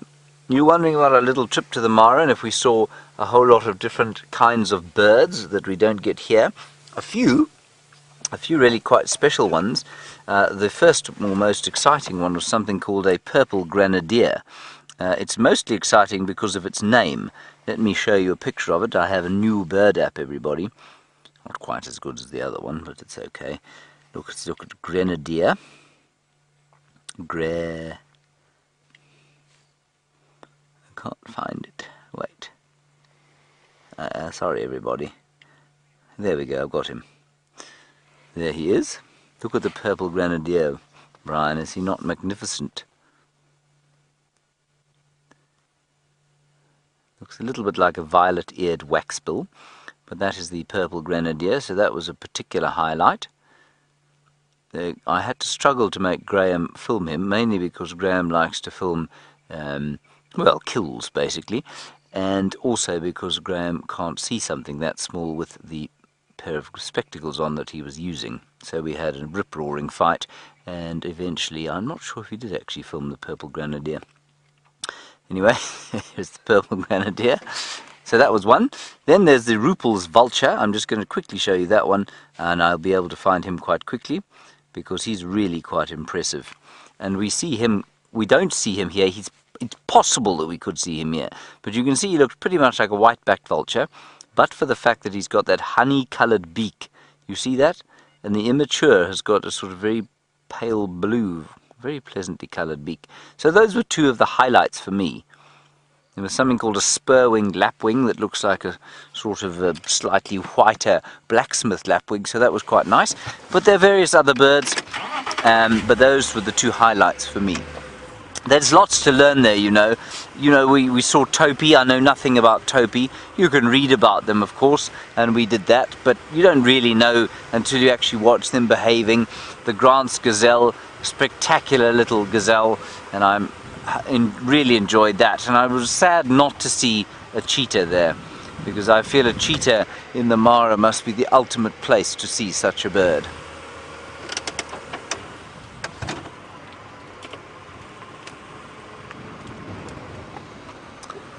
Hello, the dude.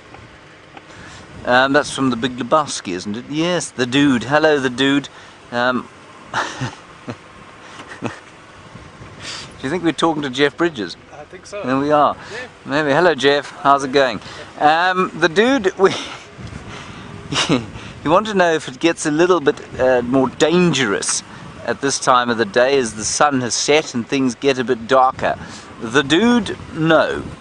Not really. On foot, absolutely. On foot, you don't want to be walking around on foot. Lions and hyenas specifically, also leopards, very confident in the night. They know they can see better than everything else, and so then they do become relatively dangerous.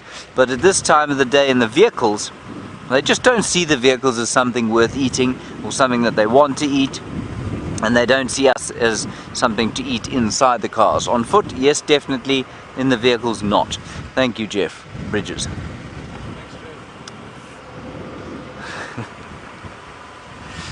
Now, everybody, I know there are a few of you wondering about time changes, and yes, the times, you can certainly see the season progressing. We will change times, not for the next little while. We will keep you informed. I think it'll be plus minus around the 15th of September. We're not sure just yet, but that's probably around about when it will be. But we will give you at least a week's notice before we change the times.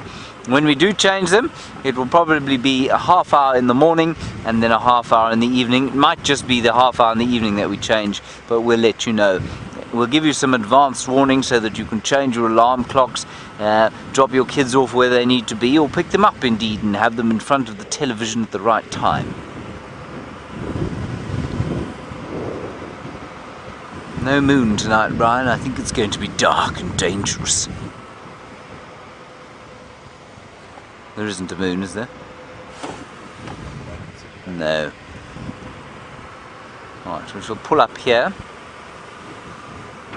Ah yes, as Louise pointed out to me very obviously and slightly sardonically and understandably, she said the moon passed in front of the sun a little bit earlier. Thank you, Louise, it did indeed. So it is long gone. Right, we shall stop here and then bid you a fond farewell for the evening. Alright everyone, that's going to be it from Brian and I today. Big thank you to Brian, thank you for your magnificently solar eclipsed thumb. Thank you to Jamie on the on Cheetah Plains with David. Was she with David? Yes, she was with David. And of course to Alex and Peter for creating the new final control. A big thanks to them.